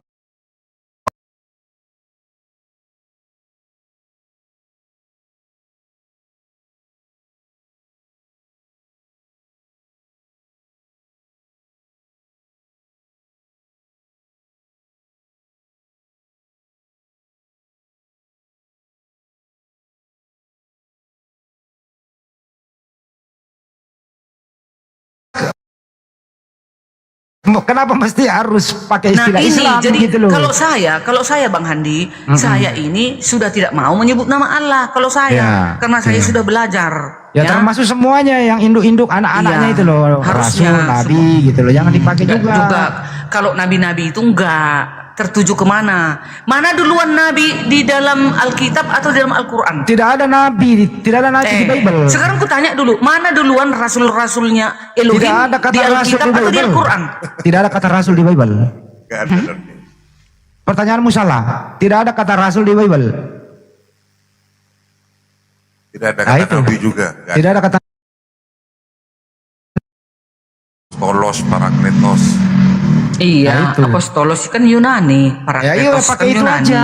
Pakai Sekarang itu kan aja. ini negara Indonesia ya ditranslate. Ya, maksud saya, Buktinya, Bu Dani. kenapa mau orang Islam yang mentranslate itu? Kenapa mau? Kenapa Dan tidak kenapa tidak mau? kenapa tidak disangkal oleh pemerintah hari itu? Langsung Kenapa tidak pemerintah bisa. dibawa-bawa Kenapa sih? kalian ambil translate dari buku kami, dari Al-Quran kami? Kenapa nggak dilarang pemerintah? Ini Awalnya. udah tiap hari kita nak gabungkan kok Anda aja nggak mau sadar-sadar. Ya, buktinya menang nggak kalian? Ada menang? Ya menang dalam perdebatan kok Anda nggak bisa menjawab. Buktinya keo kan di sini. Nggak menang. Kalau menang pasti kan udah ditukar ini. Aku sih Kalau begitu, sebenarnya senang. Saya Ditukar pengen senang Anda aku. menang. Saya pengen Anda menang. Tunjukkan kata Rasul, kata Nabi di Bible. Original text. Ya nggak ada kan dari Ya nggak ada, berarti Anda kalah. Ya, atau di Kim Jeng version. Kan aku mungkin bilang Bang siapa yang mentranslate? Panggil dia Bang Denny. kemari. Kenapa ditranslate? Dan Kan panggil panggil- siapa? panggil Anwar Alkitab. Ceng, bosmu Dan itu, panggil Anwar pemerintah. Ceng. Kenapa disahkan? Kenapa pemerintah bawa-bawa? Berarti tiga harus dipanggil ini. Iya, Tunggu dulu. panggil lah, Yang LAI lu panggil. dipanggil ini LAI satu. Dipanggil juga yang mentranslatekan ini orang yang disuruh banyak orang Islam. Ya, panggil. Panggil lagi pemerintah. Kenapa disahkan? Wih, enak aja. Panggil tiga ini harus Lucu, dipanggil Bu ini. Darni. Nggak ngerti hukum Iya dia. dong. Bu Iya Darni, nggak Bang Lord? Bu Darni, dengerin baik-baik ya. LAI menerjemah itu tidak ada intervensi pemerintah. Dia bebas menerjemah. Ya, sampai di sini paham ya? Tidak ada keterlibatan pemerintah di sana. Makanya LAI itu, Anwar Ceng nih, bosnya nih, kepala penerjemahnya nih, kami sedang audiensi, kami kirim email, nggak mau menerima kami Kami mau datang ke LAI untuk diskusi, nggak mau menerima kami. Bang Andi, waktu ditranslate ini dari Bible bahasa Yunani, berarti diam-diam dimasukkan ke Indonesia. Begitu ratus tahun yang lalu, didiam-diamkan. Oke, saya kasih tahu sejarahnya. Waktu Belanda berkuasa, ada yang bisa lawan Belanda waktu dia menjajah? Nggak ada. Jadi penjajah ini mempunyai namanya suatu lembaga Bible Hindia Belanda yang berpusat di Bandung di Jalan Pajajaran. Mereka menerjemah, tidak ada yang bisa mengintervensi dia, bebas dia menerjemah. Oke? Karena dia yang penguasa waktu itu, Indonesia belum merdeka. Paham sampai sini? Oke, setelah Indonesia merdeka tahun 1945, 10 tahun kemudian tahun 1954 resmi nih dari lembaga Bible Hindia Belanda diserahkan kepada lembaga Bible Indonesia pada tahun 1954. Kemudian lembaga Bible Indonesia ini berpindah ke Jalan Keramat Raya Jakarta. Mencetak Bible itu belum ada percetakan, masih minta bantuan Belanda untuk dicetak di luar negeri, diimpor ke Nusantara, ke Indonesia sudah merdeka. Dan seterusnya, tahun 74, dengerin dulu sejarahnya. Tunggu, tahun 1900, 65 ya merdeka belum? 45 merdeka, 54 resmi lembaga Bible Indonesia berdiri. Saya ulang ya, Indonesia merdeka tahun 45, tahun 54, Bible resmi berdiri di Jalan Keramat Raya Jakarta Pusat. Mereka menerjemah tanpa intervensi oleh siapapun. Mulai dari tahun 74 atau 72, terakhir direvisi kemarin tahun 2023 bulan Mei kemarin. Sebelum direvisi Bu Darni, kami, Romo Aldo dan teman-teman yang lain, kalau perlu saya teleponkan Pak Lukas sama Edwin Paskalis gitu. Kami ingin sowan ke sana sebelum terbit 2023. Kami ingin diskusi supaya mereka ini menerjemah mandiri. Tapi tidak ada respon dan keluar 2023 disebut TB2 2023. Di situ tidak ada perubahan yang signifikan. Yang signifikan perubahannya apa? Yang berubah, dengerin. Jangan ada padamu ilah-ilah lain, berubah di sana. Tadinya jangan ada padamu Allah-Allah lain, berubah di situ satu. Kedua, berubah dari kata apa itu ya? Dari kata apa sih narkoba itu? Ganja udah nggak ada lagi, sudah diganti menjadi balok. Ini saya meneliti Bu Darni. Dan tidak ada perubahan yang signifikan, tetap Yohanes 1 pakai kata Allah di sana. Nah, kami ingin supaya Ella ini menerjemah dengan jujur. Jangan ada intrik-intrik manipulasi misionaris di sana. Kembalilah menerjemah sebagaimana original teksnya. Misalnya Theos, ya pakai Tuhan. Jangan pakai Allah lagi gitu loh. Apostolos, ya pakai utusan. Jadi tidak ada persinggungan lagi antara Muslim dan Kristen. Kalau jujur menerjemah, itu maksudnya Bu Darni. Paham sampai sini ya? Oke, makasih kalau paham. Iya, tapi kami yang kecil-kecil ini gak mungkin kalian tuntut kami ya kan? Kami hanya berdua. Artinya saya di sini nggak menuntut Bu Darni. Kami di sini saling dengerin Bu Darni. Kami nggak menuntut Bu Darni. Kami di sini saling mengedukasi agar Ibu Darni dan kawan-kawan menjadi Kristen. Yang Kristen benar-benar Kristen, punya identitas sendiri, punya jati diri sendiri. Ingin seperti itu.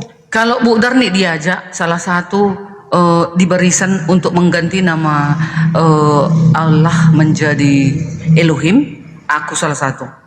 Ya silakan saja. Itu. Silakan itu. saja. Makanya saya nggak pernah lagi menyebut nama Allah setiap saya bicara di sini. Tapi kadang masih selip kalau di gereja, karena di gereja masih itu semua. Bu Darni, paham nggak bagaimana kemarahan tersinggungan umat Islam? Baca coba Kejadian 1 nomor 2 Bu Darni. Ada nggak Bible di situ? Coba baca. Kalau Anda baca sesuai terjemahan, itu umat Islam tersinggung loh. Yang marah mana? Loh itu. Kejadian 1 nomor 2. Coba dibaca dulu. Apa itu ya? Pada mulanya Allah menciptakan roh Allah layang-layang. Oh ya. Ayat 2 ya, bumi belum berbentuk dan kosong, gelap gulita menutupi samudra raya, dan roh Allah, aturannya dan roh Elohim melayang-layang di atas permukaan air. Kira-kira Gitu kalau ya. umat Islam bilang roh Allah itu melayang-layang, marah nggak umat Islam benar nih? Ya nggak tahu kalian lah. Marah. Marah. Pertama Allah itu bukan roh. Allah itu pencipta roh. Melayang-layang pula lagi. Tuhannya umat Islam dibikin melayang-layang itu loh. Oh, gitu. Ini penistaan loh itu. Penistaan loh itu. Mending ganti di situ roh siapa kek? Gitu loh. Jangan sampai sembahannya umat Islam ya, yang maha suci ini, yang maha tinggi ini lu bilang roh melayang-layang gitu. Itu penistaan agama banget itu terjemahan itu. Kalau umat Islam ini tahu semua, marah gitu loh, gimana coba? Alhamdulillah dengan adanya apologet Islam Indonesia, kita edukasi slow supaya umat Islam di luar sana paham, jangan anarkis, lebih baik diskusikan baik-baik. Itu maksudnya Bu Darni. Oke? Coba saya tanya umat Islam semua, Anda marah nggak kalau sembahan Anda Allah Subhanahu Wa Taala dikatakan roh yang melayang-layang di atas permukaan air? Kalian umat Islam marah nggak? Tulis di bawah, marah apa enggak? Marah. Nah itu. Tapi umat Islam ini, kita punya induk organisasi Majelis Ulama Indonesia untuk kita cooling down. Supaya kita enggak anarkis, supaya Indonesia ini aman, tenteram. Kita enggak pakai cara-cara dengan yang melanggar hukum. Ya pakai cara diskusi inilah. Karena di Al-Quran dijelaskan, udah ila sabili rabbika bil hikmah. Sampaikan dengan secara hikmah, dengan secara baik-baik. Itu perintah dalam Al-Quran, bukan menyampaikan dengan secara anarkis. Makanya Islam itu menghormati hukum yang berlaku di Republik ini. Kalianlah yang tidak mau berubah, disuruh berubah nggak mau, masih saja menyenggol-nyenggol akidah umat Islam dengan terjemahan itu. Nah mulai sekarang ini apologet Islam Indonesia akan memasuki pesantren-pesantren seluruh Indonesia untuk menjelaskan ini.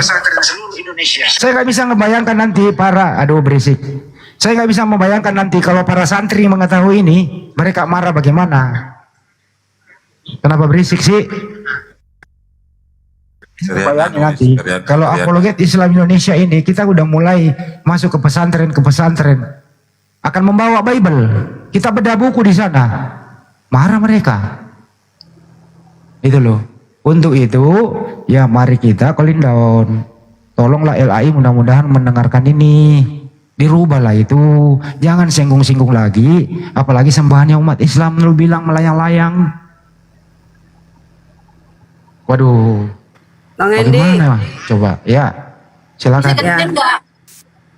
Ya, sebentar Bang Hendi. Aku sebentar aja, Bun. Jangan ketika di nomor 2 rugi, ketika di nomor 1 kan Allah kami menciptakan langit dan bumi. Semua lah harus seperti lah, betul. Aku setuju. Giliran untung kalian besar-besarkan. Tuh di Alkitab kalian. Pada mulanya Allah menciptakan, kan Allah kami yang menciptakan langit dan bumi. Bukan Allah di situ, Elohim, Beresit bara Elohim. Ya, betul, diganti. Jadi gini. Kenapa diganti menjadi Allah sih? Pada mulanya Elohim menciptakan. Itu Beresit bara Elohim, pada mulanya Elohim. Di ayat 1 itu bukan Allah kalian ya, silakan. Tuhan, bukan Allah Tuhan, bukan Tuhan kalian, gitu loh. Satu Elohim ya. Oke, Bang Andi. Elohimnya Abraham, Ishak dan Yakub yang menciptakan alam semesta ini ya. Ya bukan Yesus Oke, ya. Pak Darni. Oke. Oke, Bang Andi. Anda semua apologet Islam berhak membawa Alkitab ke pesantren-pesantren. Si cantik lah ngomong, si cantik luar biasa. Bang Deddy. Aja kamu. Mau diboyong ke Belanda itu. Ini kalau Carolina ngomong, Pak Denny yang ngomong Handi, aku tunjukkan ke kau. Kau berhak membahas Alkitab, tapi Kristen tidak berhak membahas Quranmu. Apakah itu adil? Oke, saya jawab ya. Ya. Silakan Anda membahas Al-Quran. Kenapa Anda membeli Alkitab dan kalian membawa ke pesantren? Itu kan punya Kristen. Saya jawab Kalian apa udah Biar dia menghina bertanya. Kristen itu namanya itu, membawa kitab kami ke agama kalian. Boleh Kemudian saya jawab ya? nabi-nabi, nama-nama nabi-nabi dari Nuh, dari Abraham, itu dari Alkitab duluan. Kalian ambil di Quran kalian. Kembalikan nama nabi-nabi itu. Boleh saya jawab ya, Bu Carolina ya, yang cantik ya, dengerin. Kembalikan semua nama nabi-nabi itu, dari itu duluan kami itu. Tapi saya itu kalau Biarin dulu aja, jangan saya kau luruskan Moses, nanti. kau bawa Moses lah, bukan Moses. Oke, saya jawab ya. orang membeli Bible itu tidak melanggar hukum. Satu. Kami membeli Bible terus kami bedah tidak melanggar hukum. Kalau kami bahas Dengerin dulu, saya jawab dulu. Anda kan bertanya. Iya, pertanyaan ini dibilang dulu gantian. Yang kedua, seluruh STT itu juga membeli Al-Quran dibahas di STT itu.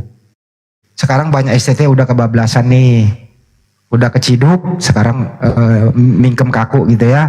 STT itu, sekolah tinggi teologi itu, Bu Carolina itu, dia membahas ada namanya Islamologi. Yang dibahas apa? Al-Quran. Dosennya siapa? Orang Kristen gitu ya. Itu sesuai agamanya. Oke, itu pertama. Jadi tidak ada pelanggaran hukum membeli Bible terus kemudian dibahas. Gak ada pelanggaran hukumnya di sana. Justru kami Al-Quran ada pelanggarannya. Kenapa? Kalau membahas Al-Quran ada pelanggarannya. Anda boleh membahas Al-Quran dengan disiplin ilmu tentang Al-Quran. Boleh. Terjemahan itu bukan Al-Quran. Terjemahan adalah bukan Al-Quran. Terjemahan bukan Al-Quran dan bukan kitab suci. Terjemahannya itu. Yang kitab suci adalah original teksnya itu. Ada berbagai macam disiplin ilmu untuk mempelajari itu. Sedangkan STT tidak punya kapasitas semuanya.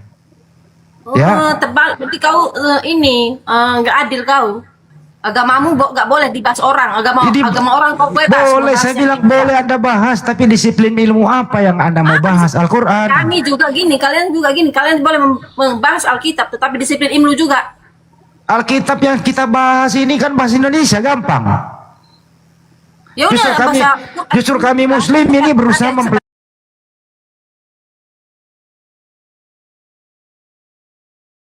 original teksnya.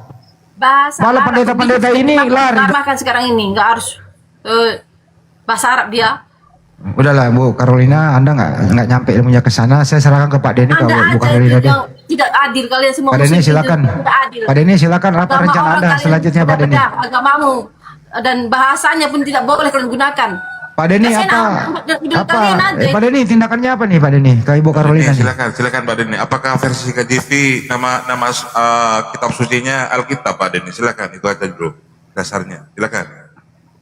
Ya kalau saya ini kan orangnya netral ya, lebih merujuk kepada bukti-bukti nyata ya.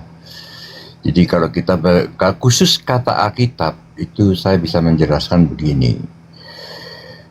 Karena kata Alkitab itu ada di Alkitab suci Kristen dan juga ada di Alkitab suci Islam. Dan itu berbahasa Indonesia. Yang harus kita ketahui itu apakah kata Alkitab itu tertulis di dalam KBBI.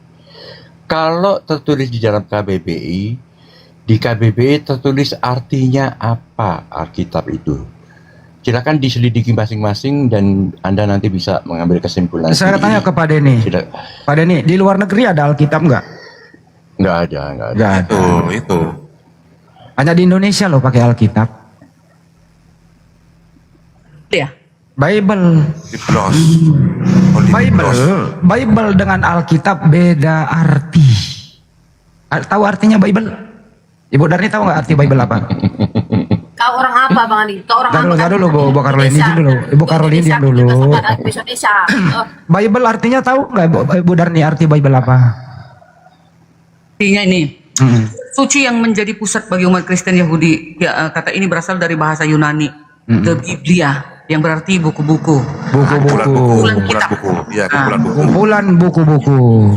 Iya. Kalau di bahasa Arab kan artinya kutubun. Kutubun artinya kumpulan buku-buku. Oke. Kalau Alkitab itu sebuah ketentuan dari Allah Subhanahu wa taala yang tidak ada keraguan di dalamnya. Zalikal kitabu la raiba fihi hudal lil muttaqin. Itu di surat Al-Baqarah ayat 2. Jadi beda arti Alkitab dengan Bible. Kenapa masuk di Indonesia pakai Alkitab? Sebentar, ada penjelasannya Bang Handi. Berasal dari kata biblion atau biblos, artinya gulungan atau kertas papirus, ya. Merupakan satu buku besar yang sebenarnya tersusun dari dari banyak buku kecil yang ditulis oleh banyak penulis. Ya iya. Itu dia. Artinya kumpulan buku-buku, buku karangan Yohanes.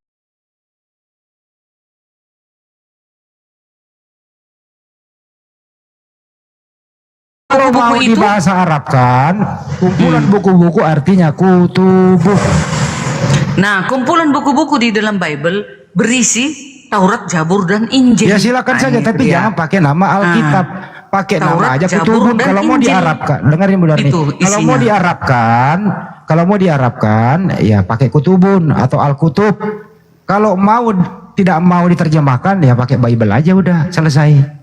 Kayak di luar negeri, tidak ada perdebatan di sana. Setuju? Karena ini udah Indonesia, ditaruhlah Alkitab. Saya udah menjelaskan. Masuk Indonesia. Bible beda makna dengan Alkitab. Sangat jauh berbeda maknanya. Jadi kalau Anda memakai bungkusnya Anda itu Alkitab, di dalamnya Anda bohongi publik. Sampulnya Alkitab, isinya kumpulan buku-buku. Anda bohongi publik. Betul Bang Baal? Udah Carolina semakin marah semakin cantik. Nah, itu dia. Ini ilmu loh, ini marah kok kamu. Ini mau hari Minggu, ini ilmu loh semua untuk jadi kenapa ada ilmu kayak gini supaya Anda menjadi Kristen yang baik, punya identitas, punya jati diri dan harga diri. Saya ingin ada Kristen itu punya identitas, jati diri dan harga diri supaya jelas perbedaannya antara Kristen dan Islam. Tidak ada lagi unsur-unsur manipulasi di sana. Andi, Oke. ini lagi. Alkitab berasal dari gabungan kata bahasa Arab. Artinya sang, strip itu. Dan kitab artinya buku, strip, tulisan. Jadi artinya adalah buku itu atau kitab suci. Hampir mirip. Ya iya. Bible berasal dari bahasa Yunani tadi kan? Ya Alkitab kitab suci. Bible Artinya bukan kitab suci. Atau kumpulan kitab. Kumpulan kitabnya katanya. Bukan kumpulan kitab dongeng, bukan kumpulan dongeng, bukan. Tapi di sini ditulis buku-buku atau kumpulan kitab. Karena kitab ini memang terdiri dari banyak buku kecil yang disatukan. Ya, kitab-kitab. Ya itulah Bible, itulah Bible itu. Yes. Nah, jadi Bible itu kesimpulannya bukan gedebuk dari langit. Iya, Enggak, artinya Bible itu kumpulan buku-buku kan gitu ya. Oke. Nah, udah. Kumpulan buku-buku kitab ya. Kumpulan buku-buku kitab, bukan kumpulan tahu nggak dongeng. kalau di luar negeri itu Pak Denny tahu lah encoding. Apa arti encoding Pak Denny? According itu menurut karangan Yohanes, menurut Matius, Lukas dan seterusnya itu. Jadi menurut bukan menurut firman dari Tuhan yang Maha Kuasa, bukan, tapi menurut pengarang. Itulah yang disebut kumpulan buku-buku, disebut Bible. Itu loh. Jelas loh? Mas, Bunda Carolina, lanjut lagi biar marahnya biar tambah cantik. Adi, saya mau tuntut juga. Abraham itu adalah bangsa apa? Bukan bahasa Arab dia. Kenapa kalian jadikan Ibrahim? Kembalikan namanya itu. Nabi Ibrahim itu orang Irak, Ibu Carolina. Saya jawab nih. Saya jawab ya. dengerin Ibu Carolina ya. Al-Quran itu turun dari Allah Subhanahu wa taala. Dulu Alkitab daripada Al-Quran. Iya, karena Anda menjawab, Anda bertanya. Berasal dari apa? Juga. Kalau Anda bertanya itu dengarkan orang menjawab. Tidak dulu, itu kembalikan aja, kau saya banyak alasan, kami juga banyak alasan untuk ya ini saya menjawab. Saya menjawab. Bukan Moses, iya kan? Moses, Musa. Tunggu dulu. Kembalikan. Yusuf, balikan Yusuf. Sabar. Pertanyaan. Kenapa kalian bilang tadi kan bukan kalian bilang Alkitab ini kan Bible ini kan kumpulan buku-buku. Kenapa ada kumpulan buku-buku yang tertulis di dalam Alkitab ini kok ada di Al-Quran? Ya, mana dia nggak ada dalam Al-Quran? Nggak ada. Contoh, Nabi Daud, Nabi Musa, kan duluan ditulis di sini. Emang ada Nabi Musa? Kenapa ada di sana? Entar dulu benar nih. Emang ada Nabi Musa di Bible? Ada dong. Di mana tertulis? Enggak ada Moses. Ya Moses lah. Kan Moses Musa juga kan? Moses Musa juga. Justru kalau Anda Bahasanya pakai aja. nama Apa? dengerin, Ucapannya aja. Stop. Lafal katanya Justru saja. kalau Anda mempergunakan diam dulu. Justru kalau Anda mempergunakan kata Nabi Musa, berarti Anda mencontek Al-Qur'an lagi. Al-Qur'an Nabi Musa. Di mana duluan tertulis di kitab Taurat atau di Al-Qur'an? Ya, iya Taurat duluan Moses. Taurat duluan Moses. Dari Moses. mana? Aduh. Daud, David, Yusuf, Maria, Yosef. Maria, ya kan? Kalian Isa niru-niru almasi Islam. Yesus. Ada aja. Kok ada kitab-kitab ini, buku-buku, kumpulan buku-buku ini? Ntar dulu. Kok Ini ada di satu sana kata di dulu nih, Al-Qur'an? Darni. Saya Kok ada di di sini situ? kita harus jujur nih. Coba. Darni. Itu ke Alkitab, jangan kalian ambil. Dengerin. Nabi Musa itu Anda ambil dari mana? Nabi Musa, kata Nabi Musa ambil dari mana? Lo Bang Handi. Dari mana translate-nya? Iya, ditranslate ke bahasa Indonesia. Ya dari kata apa? Tunggu, ku ambil dulu apanya. Iya, dari kata Moses. Nama Allah lu berubah. Anda jangan yang kena di sini. Kalau Bunda Carolina kena lagi, Bunda Carolina. Gini. Jadi semua kembalikan itu Bang Handi. Kalian menuntut nama Allah itu jangan dipakai. Kami menuntut semua yang nama-nama Nabi. Ibu Carolina diam aja lah. Berurusan aja sama Pak Denny di belakang layar Ibu Carolina. Kalian cukup pakai Muhammad aja agama kalian. Ya Nanti udah. Bu Dani, Bang Dedi disiram lagi, ayo. Paus, biar agak dingin lagi. Ya, kasih udah. Pokoknya kalau Ibu Carolina ngomong saya serahin ke Pak Denny deh. Kembalikan semua. Tuh, ditambah itu. Pokoknya kalau Ibu Carolina ngomong saya serahin ke Pak Denny. Pak Denny Dapat jangan sudah kasih juga. dapat. Jangan Carolina doang dong. Bu Darni juga dikasih Pak Denny. Bu Darni juga dikasih. Karyana juga. Karyana juga. Pokoknya yang glowing dikasih, yang glowing dikasih. Bang Deddy kan cintanya ke sana, bukan ke sini. Biar dikasih ke cintanya. Kalau cintanya ke Ibu Darni, cinta saya sama Kristen. Ngapain aku cemburu? Orang si Carolina itu kan adekku. Iya kan? Ya udahlah, seserahannya apa nih? Seserahannya apa Bu Darni? Saudara dalam Tuhan Yesus itu dia, ya kan Denny? Tuh top apa lagi Pak Denny itu. Tuh ngopi itu. Jangan lama-lama Pak Denny. Yang glowing dikasih Bang Denny. Ada 3 yang glowing ini. Ini lama-lama Pak Denny keluarin paus ini. Iya benar ini. Kalau nak glowing kah? Romo Baal. Ini lama-lama dari Belanda keluarin ini. Keluar Bang Wan nggak glowing, Bang Wan tidak glowing. Bang Wan mestinya harus keluar panas singa lah. ini Pak Denny. Denny keluarin singa kayak Ibu Carolina. Tanda ikatan. Belum dengar masih top up itu. Itu udah baru top up itu. Pak Denny keluarin singa ke Carolina sebagai tanda ikatan. Tuh lagi cincin Woi, kasih cincin kawin. Cincin kawin. Cincin tunangan. Luar biasa. Tepuk tangan. Wih. Bunda Carolina, Bunda Karyana, 3 harus dikasih nih. Kami ini perempuan sejati kami ini, perempuan cinta Tuhan Yesus. Ya Kak Karyana, Kak Darni. Kami kan melawan kalian. Handi. Ayo lawan. Tapi luar biasa Bang Denny ini luar biasa. Sri Kandi. Ayo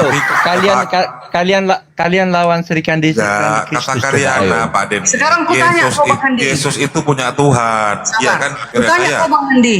Tadi kan kita bilang Bible ini adalah kumpulan buku-buku tertulis, yaitu sejarah para nabi, yaitu Moses, ya. Kata Musa dalam Alkitab berasal dari bahasa Ibrani, yaitu Moses, ya, yang merujuk pada Moses kan, aslinya.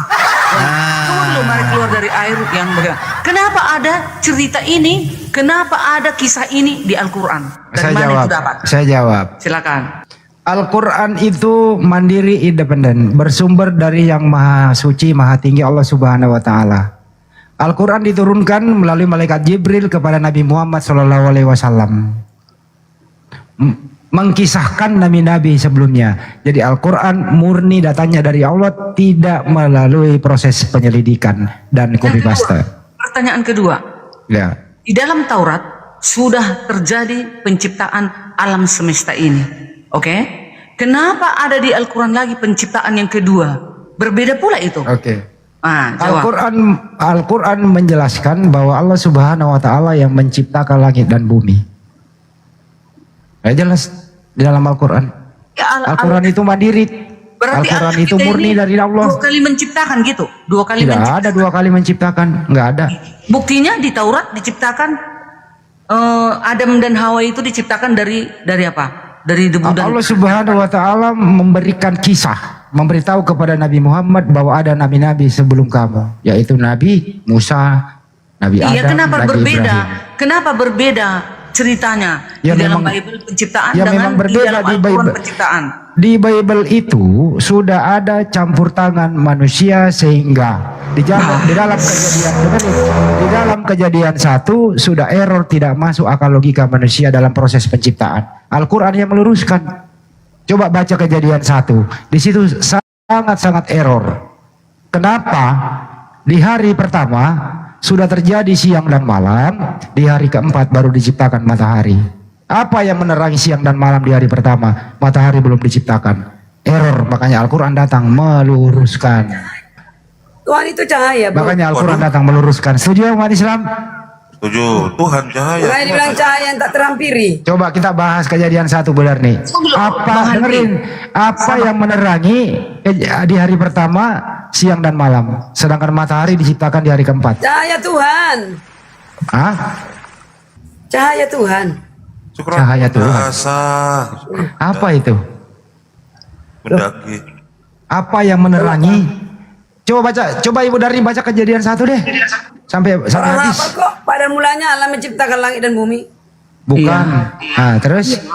Pada mulanya Elohim menciptakan langit dan bumi. Terus? Bumi belum berbentuk dan kosong. Ayat kedua, gelap gelita menutupi samudra raya dan roh Allah melayang-layang di atas. Roh Elohim lah. Iya, roh Elohim. Udah. Ya, itu kemudian Al-Quran itu kemudian merevisi bunda-bunda. Biarin dulu dia. Beristirahat. Tahu nggak Tidak ada Tuhan menjelaskan itu? beristirahat. Tahu nggak menjelaskan itu? Ntar Bu Karyan, ntar dulu Pada Bu Darni mulanya dulu ya. pada mulanya Elohim menciptakan langit dan bumi berbentuk kosong, gelap gulita, samudra. Apa? Kak Darni kedua Kak Darni. Ya, roh Allah. Samudra raya. Roh Elohim melayang-layang di atas permukaan bumi. Tahu nggak menerjemahkan ayat 1 dan kedua? Maksudnya gini, roh Elohim melayang-layang, kekuasaannya memenuhi bumi itu, gitu Iya, artinya. karena belum ada manusia sehingga dibilang melayang-layang. Kalau belum versi ada Yahudi wadahnya. bukan seperti itu Wadah yang punya roh itu kita. adalah Biarin Adam. dulu. Tunggulah, Bos. Pertanyaannya Bu Darni sama Bu Karyana, itu siapa yang melayang-layang? Kekuasaannya rohnya, bukan orangnya, Bukan Tuhannya Tuhanmu roh. melayang-layang emang. Bukan Ya, rohnya. ketuanya Kristen Jadi gini, adalah roh. Berarti kalau Aku di situ terjemahkan Hendy. Tar dulu, Karyana. Dengar Kalau dulu. Tuhanmu itu roh, artinya Tuhanmu melayang-layang. Hendy ini adalah wadahnya roh. Mulai lagi. Rohmu kalau berpisah denganmu, kamu sama dengan Kenapa membahas saya di situ? Saya belum lahir. Bukan gitu, Karyana, Karyana. Waduh. Adam. Di situ masalah proses Biarkanlah kami menerjemahkan Alkitab kami, proses woi. penciptaan kata orang Yahudi. Biarkanlah Itu kami kitab orang Yahudi Naikkan itu. ini ya. Ada Abang Billy di bawah. Naikkan. Kujelaskan. Bang Billy, Belum Bang Billy. berbentuk, tunggu dulu, Naikkan. belum berbentuk dan kosong. Keadaan Bang Billy mana, awal Bang Billy? bumi yang kacau, ya. Bang Billy naik, Bang Masih Billy. kacau ini, hampa, serta belum siap dihuni sebelum Elohim mulai Yang punya menata buku mau naik semuanya. nih. Yang punya buku Itu dia ya. Taurat. Bang Billy Sabar naik. dulu biar kami ceritakan. Mana ada, gak ada. Multi pilih. Lalu sebelum dia naik, Doubling karena kalau nggak ngomong ngerti mute aja. dengar dulu. Billy itu Sebelum udah dia Satu-satu Udah Ibu. selesai dia. Satu-satu Bu Karyana. Bu Darni aja dulu. Satu-satu. Bu Darni silakan. Bu Darni. Gulita menutupi samudra raya, menunjukkan ketiadaan terang sama sekali di atas permukaan air yang menutupi bumi. Roh Elohim melayang-layang, kehadiran Tuhan yang aktif, ya, kehadiran Tuhan yang aktif, penuh perhatian dan bersiap memulihkan serta membawa kehidupan baru di tengah kekacauan. Itu maksudnya roh Tuhan melayang-layang. Bukan Elohim Pertanyaannya, itu ya udah melayang-layang. cukup dulu. Gantian. Di situ ada roh Elohim. Itu roh Elohim itu Tuhannya Bu Darni apa bukan? Oke. Ya, jadi Tuhan Anda roh ya. Jadi Tuhan Anda melayang-layang ya. Nah itu dia. Bingung. Tertulis loh itu Tuhan Anda melayang-layang. Angin dan air di situ. Kekuasaannya itu memenuhi bumi Biar ini dulu aja. gitu. Enggak, yang melayang-layang siapa sih? Pertanyaannya sederhana. Yang melayang-layang siapa? Enggak ada yang terbang-terbang. Belum ada wadahnya. Tertulis loh, tertulis roh Elohim melayang-layang. Iya loh, kan itu. ada maknanya itu, ada Apa maknanya. maknanya? Orang Kristen itu kan dia bilang tadi kekuasaannya Mana memenuhi. Billy? Baca dulu original teksnya, baca dulu. Mana Jadi di situ menurut Yudaism itu Ruach HaKodesh. Artinya apa? Itu spirit, angin yang ada di atas permukaan air, bukan Tuhan yang melayang-layang. Oke, itu Tuhan. menurut orang Yudaism ya. Roh Tuhan, Hendy, roh Tuhan. Ya kalau begitu roh Tuhan mau melayang-layang, Tuhan mau melayang-layang gitu. Sebentar. Nauzubillah min dzalik, Kalau- Tuhan melayang-layang. Boleh aku bicara? Boleh aku Ya, bicara? silakan. Jadi sekarang kan tadi ada pengertian bahwa itu adalah angin ya. Tapi jangan lupa ya, di sebelah angin itu ada kata Elohim ya. Jadi kalau kamu mengira itu adalah angin, maka artinya itu adalah anginnya Tuhan. Jadi yang seakan-akan berasal dari ayat itu Elohim. Ya, mengatakan artinya Tuhan menciptakan angin di atas permukaan air kan gitu. Enggak, di situ tertulis angin Tuhan, angin setelah angin itu Tuhan. Itu kamu jangan lupakan di situ. Ayo kita critical text sama aku ya. Nah ya. Setelah angin ternyata ada kata-kata Tuhan. Nah artinya berarti itu anginnya Tuhan, kan semplak. Silakan dilanjut. Ya gini di Yahudi itu ada istilah mentafsir di situ, ada kitab untuk mentafsir badene gitu kan. Begitu juga di Islam. Kayak Baitullah itu kan rumah Allah, bukan berarti Allah itu rumah. Angin itu kan berasal dari Ruach HaKodesh. Jadi angin itu berasal dari Elohim, bukan angin itu adalah Elohim. Di situ ada mudhof, kalau di dalam Al-Quran itu ada kalimat idhofah, ada mudhof ilaih.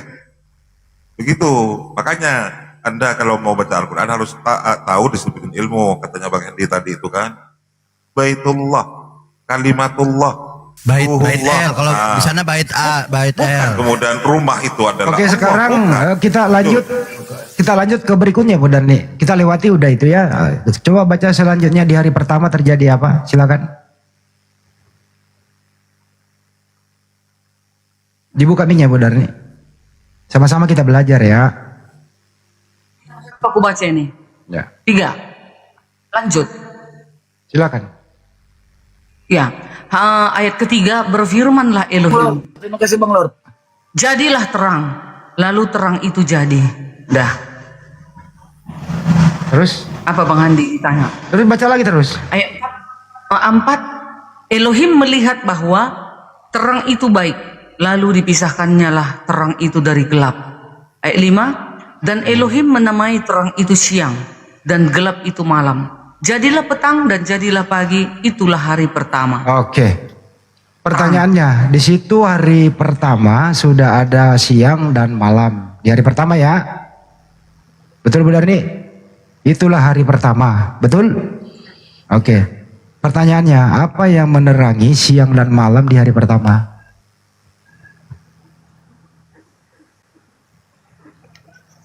Betul. Itu masuk sains nggak itu? Kira-kira sesuai akal sehat nggak?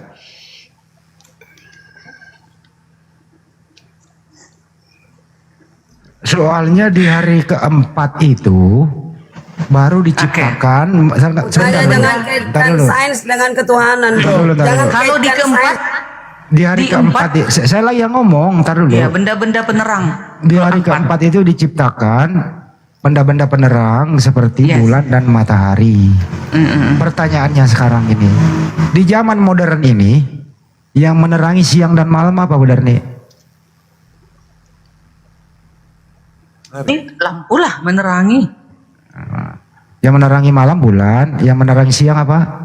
Matahari lah. Oh, siang matahari. Matahari. Di hari pertama tadi di Biblemu belum ada loh itu. Kok sudah ada Iya, itu. sudah ada siang dan malam. Terang itu maksudnya cahaya kemuliaan Elohim itu di hari pertama itu. Nah ini kalau anak SD ditanya begini gimana jawabnya? Ya nggak mampu lah anak SD menjawabnya ini. Sedikit masuk.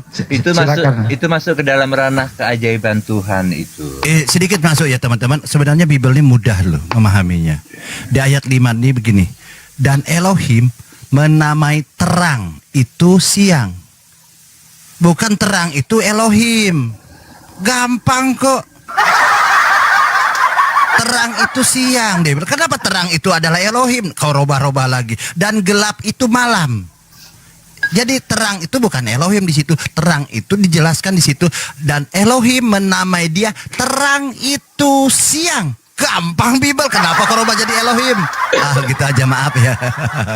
Iya, tapi jangan lupa ya, ada ayat yang mengatakan bahwa Elohim itu ada di dalam terang yang tidak terhampiri. Silakan dilanjut. Di hari ketiga ya.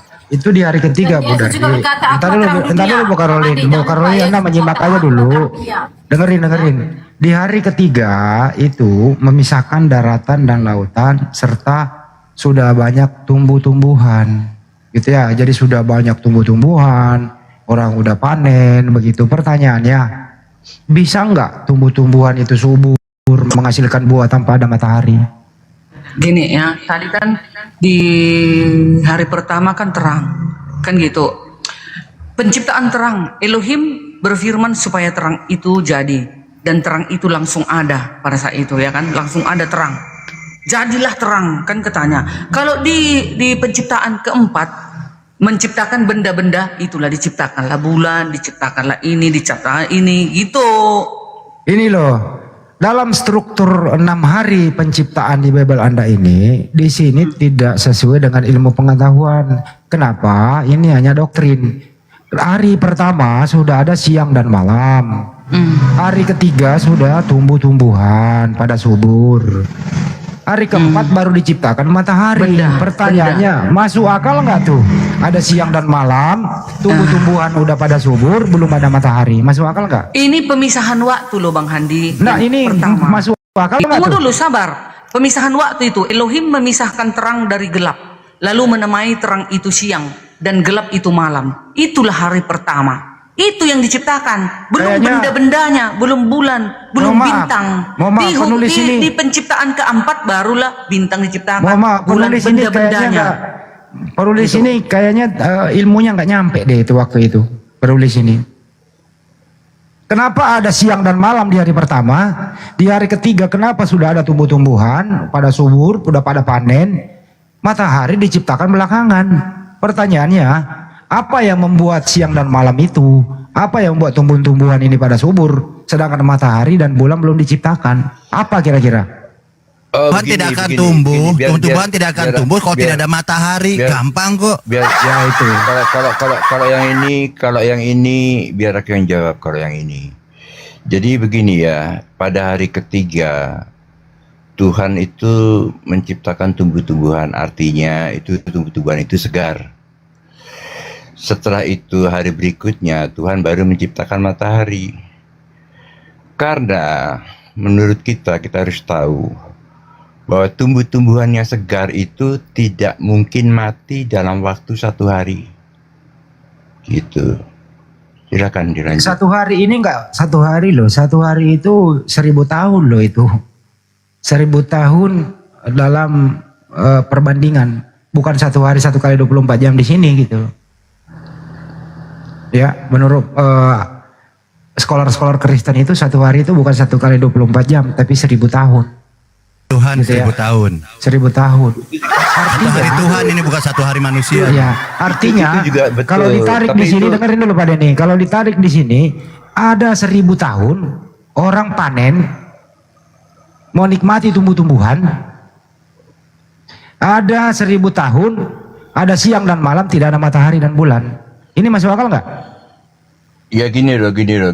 Kalau Tuhan menciptakannya 1 hari itu adalah 1000 tahun, itu nggak cocok. Memang ada ayat yang mengatakan 1 hari bagi. Oh iya, berarti nggak cocok Bang Ari. 1000 tahun. Udah nggak cocok 1000 berarti. tahun, 1000 tahun untuk 1 hari bagi Tuhan itu memang ada, tapi tidak ada hubungannya dengan hari penciptaan. Kalau hari penciptaan itu betul-betul 1 hari 24 jam. Jadi Tuhan itu tidak menciptakan tubuh-tubuhan kok 1000 tahun lamanya. Enggak. Ini 1 hari betul-betul 1 hari manusia ini. Silakan dilanjut. Kalaupun mengikuti Pak Denny 1 kali 24 jam, tetap aja error di sana. Kenapa sudah ada siang dan malam? Di hari ketiga kenapa ada tumbuh-tumbuhan subur, matahari belum dicipta? Itu juga keliru di sana. Nggak masuk akal. Iya kan jangka waktunya kan cuma 1 hari. Jadi tumbuhan itu tidak mati dalam waktu cuma 1 hari aja. Jadi pernah ada error 1 kali, pernah ada error 1 hari, tidak ada matahari tapi sudah ada siang ya. Loh, seandainya Tuhan menginginkan tumbuhan itu tanpa matahari hidup untuk 1 miliar tahun, itu pasti akan terjadi. Ini udah masuk doktrin, tidak sesuai dengan ilmu. Tuhan. Itu keajaiban Ini sudah Pak Denny ini masuk doktrin, tidak sesuai dengan sains. Itu. Artinya apa kalau dipelajari kalau dipelajari di sekolahan, ini nggak masuk, nggak ternilai dia. Ya, lautan dibelah juga nggak masuk sains. Tapi itu kan masuk dalam keajaiban Tuhan, itu kan ada di Alkitab. Kita nggak masuk ke sana itu, kita nggak masuk ke mujizat ya Pak. Enggak. Kalau kamu memaksakan harus sains, ya, kamu memaksakan Alkitab harus sains, kata-katamu harus sains. Sekarang terangkan pembelahan laut Musa itu. Parah ini. Mujizat Nabi Musa itu nyata dan orang melihatnya dan bisa dibuktikan waktu itu. Ya, orang melihat dan ada tanda-tanda bahwa ada saksi hidup melihat laut itu terbelah. Itu. Kita gitu, tidak berbicara itu terjadi atau tidak terjadi. Mujizat itu. Kita berbicara. Ini kita kembali ke penciptaan. Beda jalur. Aku lagi ngomong jangan dipotong. Kita sedang berbicara sains, makanya saya taruh keajaiban yang dialami Musa membelah lautan itu, coba terangkan pakai sains, bisa nggak di hadapan aku sekarang ini?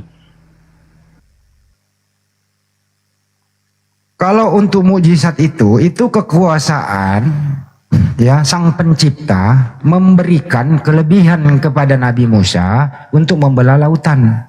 Itu jelas adanya disaksikan. Sri Klandi, nah, gitu ya. Saya sudah. Ini bisa dipahami semua manusia yang berakal dan percaya itu adanya. Tapi kalau dalam penciptaan langit dan bumi ini, di hari pertama ada siang dan malam, belum ada matahari, ini nggak masuk akal.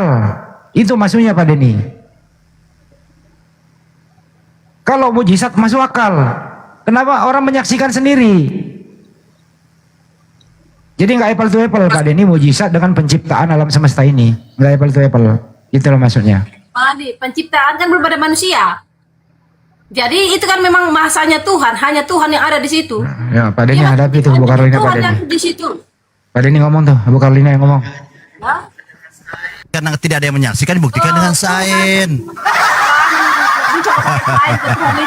Tuhan itu di luar akalmu, ya. Allah itu di luar akalmu. Ketika masih kau bisa akalkan Allah itu, berarti kau lebih besar dari Allahmu. Ya, Tuhan itu maha tahu, dia maha kuasa, dia maha segala-galanya. Jadi kata Tuhan. Lempar paus, Bang Denny, lempar paus lagi. Ajar Pak Denny. Urus itu urus. Tuhan itu. Woi, langsung. Pokoknya langsung diurus. Urus dia Pak Denny. Urus dia. Iya Pak Denny, gas ya gas. Jadi jangan kau pakai sains kepada penciptaan Tuhan yang menciptakan langit dan bumi ini, kok kau pakai sains. Marah semakin marah, bibirnya semakin merah. Kau mau sulami Tuhan. Tuhan tahu penciptaan langit dan bumi itu mau kau sulami. Sebesar apa kau? Lebih besar kau daripada Tuhan. Sehingga kau selami semua yang diciptakan. Bunda Carolina itu udah 1K loh itu. Belum turun. Gas. Tidak. Tuhan itu maha kuasa. Dia tidak bisa kau selami pakai otakmu. Tidak bisa kau selami pakai akalmu. Tahu kau? Kalau kau bisa menyelami Allah sang pencipta itu pakai akalmu, berarti kau lebih besar dari Allahmu. Kan botol kau. Allah itu maha kuasa. Bagaimana ketuhanan tidak ilmiah, terkejadian itu kuasanya, bukan kuasamu. Terus Yesus Maka itu buat masuk rumah. akal enggak? Kalau Gimana gedung sih rumah Karolina bisa ini? kau sainkan. Kalau gedung Semakin rumah marah Pak ciptakan, Denny, masih bisa semakin kau sainkan. adrenalinnya nambah Pak Denny. Tapi Tuhan, Ngamuk, Pak Denny. itu Ngamuk, bagaimana Pak dia Denny. menciptakan langit bumi ini dari kejadian sampai Urus Wahyu, dulu Pak Denny, itu Tuhan yang diurus Pak Maha Denny, Kuasa. diurus paspornya sekalian Pak Dan Denny ke Belanda. Pemikiran Diurus Tuhan dia. kok bisa kau sainkan Mandi. Bang Denny kasih koin. Bang Denny masih 34 koinnya si Carolina 1000. Semakin marah semakin seksi. Diurus Pak Denny, diurus itu. Pakai sains. Bang Wan panas ini. Bang Sombong Wan kali panas. kau. Hah? Hebat kau rupanya. Silakan Karena. Sama Tuhan tak kita itu kau pakai sain. Kenapa marahin Pak Denny Ibu Carolina? Karena. Dia Ibu Carolina menciptakan ini bumi kok Pak ini Denny kau bisa cuma- nggak sainkan. Bumi Pak ini Denny jangan terjadi bisa nggak kau diomelin. sainkan. Pak Denny jangan diomelin. Jangan diomelin Pak Denny, jangan. Langit ini dia kau bisa sainkan nggak langit itu terjadi? Bisa kau Pak Denny sainkan? kenapa dia marah-marah Pak Denny? Duh. Bukan dia kau itu Handi. Ini yang diminta Bang Denny tadi biar marah katanya. Bang Andi bikin marah katanya. Marah betulan. Masih kurang. Wih, tambah lagi. Bang Wan, Bang Wan Dia di panas. luar akal manusia. Kau tahu Semakin itu? marah Pak Denny, Tuhan semakin itu di luar menggelora akal dia. manusia. Jangan kau sombong. Marah semakin marah, Bang Denny semakin bernafsu. Diam kau Baal. Jangan kotor otakmu. Kudus penuh otakmu. Aku ngompori Bang Denny, bukannya terima kasih. Udah ya Handi, jangan kau Iya, saya- udah. Tuhan cap kita itu ya. Iya, udah. Ampun saya kalau Ibu Carolina, ampun.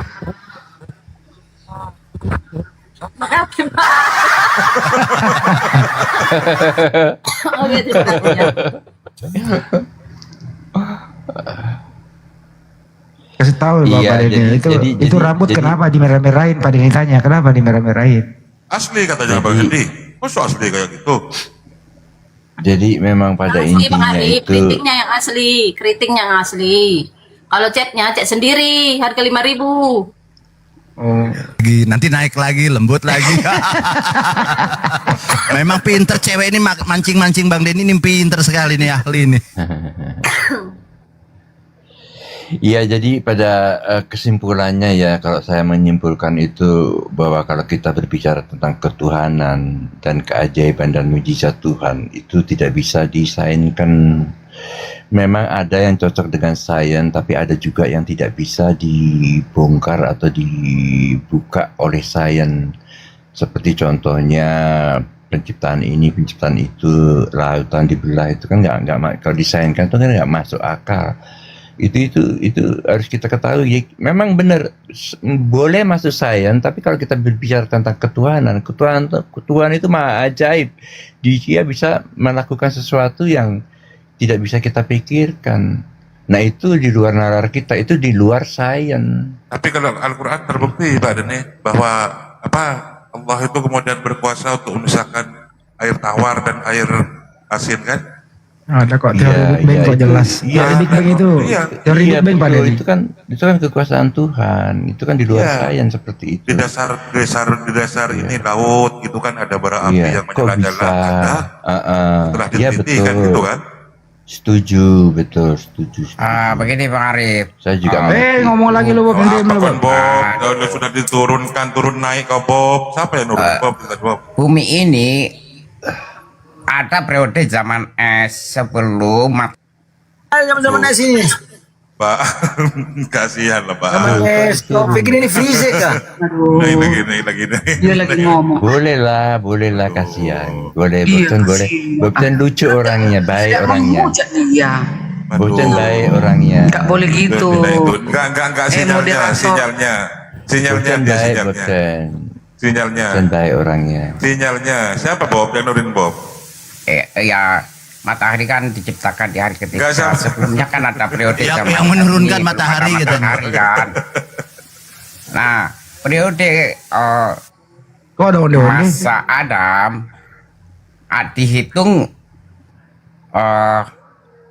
dihitung mulai baru nih. Bumi emang miliaran tahun, tetapi periode Adam dikeluarkan dari bumi ini dihitung dari awal. Sehingga usia bumi ini 6 hari artinya 6 tahun. 1 tahunan 1 hari 1000 tahun berarti tahun itu tambah nggak masuk usia akal tuh bumi tumbuh-tumbuhan ini bisa hidup. 6 tahun. Nah, periode dari Masehi ini pertengahan dari antara zaman kegelapan, zaman kejahatan ya, maka Yesus Kristus menyatakan ini adalah periode zaman yang paling jahat. Ini sudah pertengahan nih. Sebelumnya Sudah terima Bob, nih, selama tahan dulu 3000 Bob. tahun Bob, sebelumnya, jangan kan? dihabisin Bob, sabar dulu Bob. Silakan Iya, Bang Denny, sabar dulu. 6 hari setelah itu tuh Sabar dulu Bob. memisahkan dari Jangan diulang-ulang. Aduh Bob ini jadi ulang. ciptaannya, mengkutuskan artinya tuh. Sudah jangan diulang-ulang, maksudnya poinnya adalah 6 hari yang dimaksud Bob ini adalah 6 tahun. Jadi 1 hari ini 1 tahun atau 365 hari. Tetapi menurut Bang Denny 1 hari ini 24 jam. Ini Roh Kudus yang benar yang mana ini? Aduh. Silakan Bang Denny ditanggapi. Menurut Bob 1 hari ini 1 tahun. Menurut Bang Denny tadi 1 hari 24 jam. Silakan. Ya, bukankah Tuhan itu mampu menciptakan segala-galanya dalam waktu sekejap? Itu adalah sesuatu hal yang aneh kalau Tuhan itu menciptakan tumbuh-tumbuhan kok sampai 1000 tahun lamanya gitu loh. Itu Periode 1 hari jelas ini yang nggak kan dimasalahkan. mulainya ada matahari, Bang Denny. Iya, padahal enggak? Tuhan bisa iya, padahal 1 Tuhan hari mampu. ini dihitung atas peredaran matahari kan. Sebelum ada matahari itu. diciptakan di hari ketiga, apakah hitungannya 1 hari sebelum di hari pertama kan belum menggunakan metode matahari? Iya. Lalu tapi dengan metode apa? Metode matahari itu berlaku kekal di bumi. Iya, Bob tuh ketika gini. waktu Adam dikeluarkan Bang dari Denny, bumi, maksud maka Bob periode ini- matahari ini diperhitungkan yaitu 24 jam, yaitu melalui peredaran matahari. Oke, Bob sabar Bob. Mungkin Bang Denny agak Betul. sulit. Bang Bob dapat. Bang Denny, menurut Bob bahwa kita menghitung hari ini karena adanya peredaran matahari. Iya, Nah, iya, sementara iya. matahari belum ada, kan gitu. Gampang kok. Iya. Iya. Jadi Bang Bob Chan itu Waduh, juga kacau betul lagi cara- kalau begitu Romo. Gini, Pokoknya Bang Bob setelah Sebentar. masa 1 Masehi sisa 3000 tahun. ya bagi sebentar ya. Ya, sisa jadi bumi ini 3000 tahun. Nah, sekarang menginjak di Coba 2000 gantian Bob, ini tahun, Pak kurang Denny mau sisa- ngomong Bob. Aduh, gantian lah. Udah ngomong susah direm, kecuali di Iya, mute. Pak Den. Iya. Kecuali di mute. Aku mau ngomong nggak bisa. Sisa bumi 1000 tahun. Bertobatlah kalian. Coba gantian Bob. Gantian Bob. Jadi Itu kalau ngomong mulai dari jam 2 siang sampai jam 7 malam nggak berhenti loh. Kalau nggak direm. ya. Silakan Pak Denny. Jadi begini, memang benar yang Bob katakan. Kata-kata atau pengertian daripada siang dan malam itu baru ada kalau ada matahari. Itu betul. Tetapi jangan lupa itu bahwa pengertian itu seharusnya kita pakai untuk khusus pada penciptaan itu 24 jam. Jadi sebelumnya pun 24 jam dihitungnya. Soalnya nggak masuk akal menciptakan laut 1000 tahun itu nggak masuk akal. Masa Tuhan buang-buang waktu, padahal Tuhan bisa menciptakan segalanya dalam waktu sekejap saja. Itu logikanya. Jadi memang benar. Seperti juga jadi ini ada hubungannya dengan kata-kata Kristen ya. Jadi kata-kata siang dan malam ini bisa kita kaitkan dengan kata-kata Kristen. Kita harus mengerti dulu pengertian daripada kedua kata-kata itu. Jadi kata-kata siang dan malam itu menerangkan kan ada kalau terang matahari berarti yang terang itu disebut siang, yang gelap disebut malam. Nah setelah itu kan dihitung sebagai 24 jam. Nah sedangkan kalau di kekristenan, Kristen itu artinya apa? Pengikut Kristus. Nah siapapun juga ya yang mengikuti Kristus itu adalah orang Kristen. Jadi termasuk ke-12 muridnya Yesus. Cuma kata-kata Kristen baru muncul zamannya Paulus. Itu pengertiannya sama seperti dengan pengertian daripada yang dikatakan siang dan malam dalam waktu penciptaan itu. Dalam waktu penciptaan itu 7 hari, bukan 7.000 tahun. Silakan dilanjut. Bang Denny, ini diluruskan. Sebentar Bob.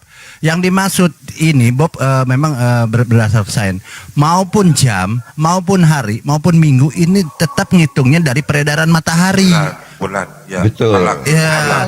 Bang Denny mengatakan, Bang Denny mengatakan 24 jam dapat dari mana, sementara 24 jam ini ditentukan oleh beredarnya matahari. Sementara Siang matahari dan belum malam. ada.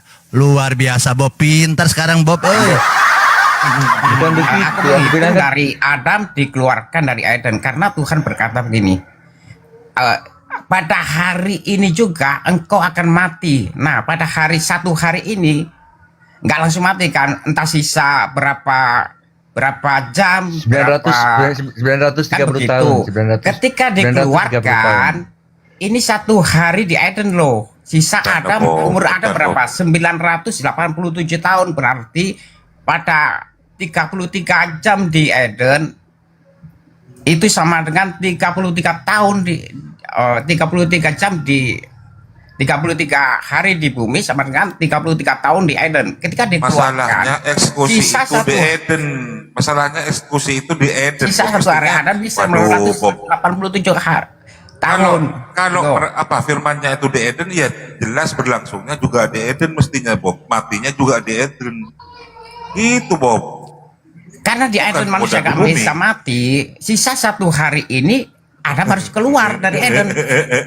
Nah, dalam satu hari Eden ini, sementara kan 1000 tahun kan, lalu sisanya Tuhan nggak bohong loh. Pada hari ini juga engkau akan mati.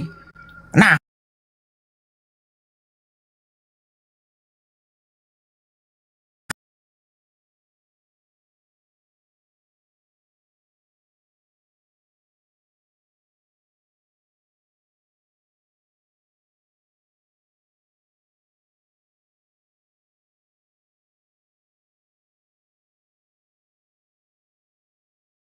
usia umur manusia hanya sebatas 120 paling lama begitu.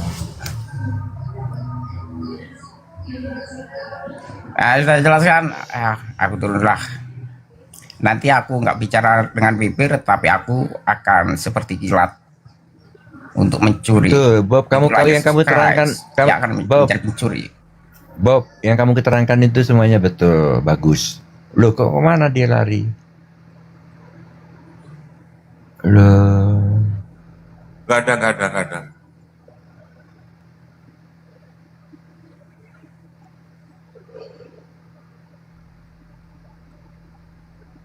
Gak ada Yunori. Karyana kebental. Nih, Ibu Karyana tengah di live sambil dia buka WhatsApp, dia terpental. Oh.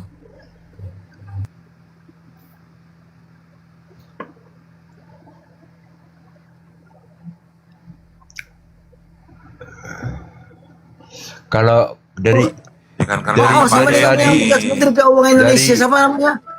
Karena ada Pak Denny. Enggak. Aku enggak. Dari tadi itu aku memperhatikan Carolina itu kok kayak Bunda Maria ya gitu. Amin. Luar biasa. Luar biasa. Itu namanya anak Tuhan, itu bersinar Bang Iwan. Anak Tuhan, iya anak Tuhan. Anak Tuhan. Ya. Tapi Bu Carolina, biar anak Tuhan, Bang Lord ini Tuhan loh. Itu 10 Mei 2022 dilantik jadi Tuhan. Gak apa-apa, dia Tuhan atas dirinya sendiri. Dia Tuhan atas tidak. Beliau sudah bilang, beliau Tuhan tetapi bukan yang maha kuasa. Iya betul. Begitu Bang Lord ya, Bang Tuhan, begitu ya? Bukan yang maha kuasa. Benar. Tuhan yang tidak punya maha kuasa. Benar. Ya nggak apa-apa. Terus kan Abang Tuhan ini berapa istri Abang Tuhan? Baru 3 sekarang. Baru 3. Bertobat Bang Denny. Lord Denny. Astagfirullahaladzim, masa boleh Tuhan bertobat? Itu ajaran siapa tuh Lord Denny? Kok bisa 3 istrinya? Ya karena Tuhan telah memberi seorang manusia lebih daripada satu, dan Tuhan bilang lagi, kalau kurang aku tambahin. Waduh, itu nggak jangan ikuti itu. Tuhan menciptakan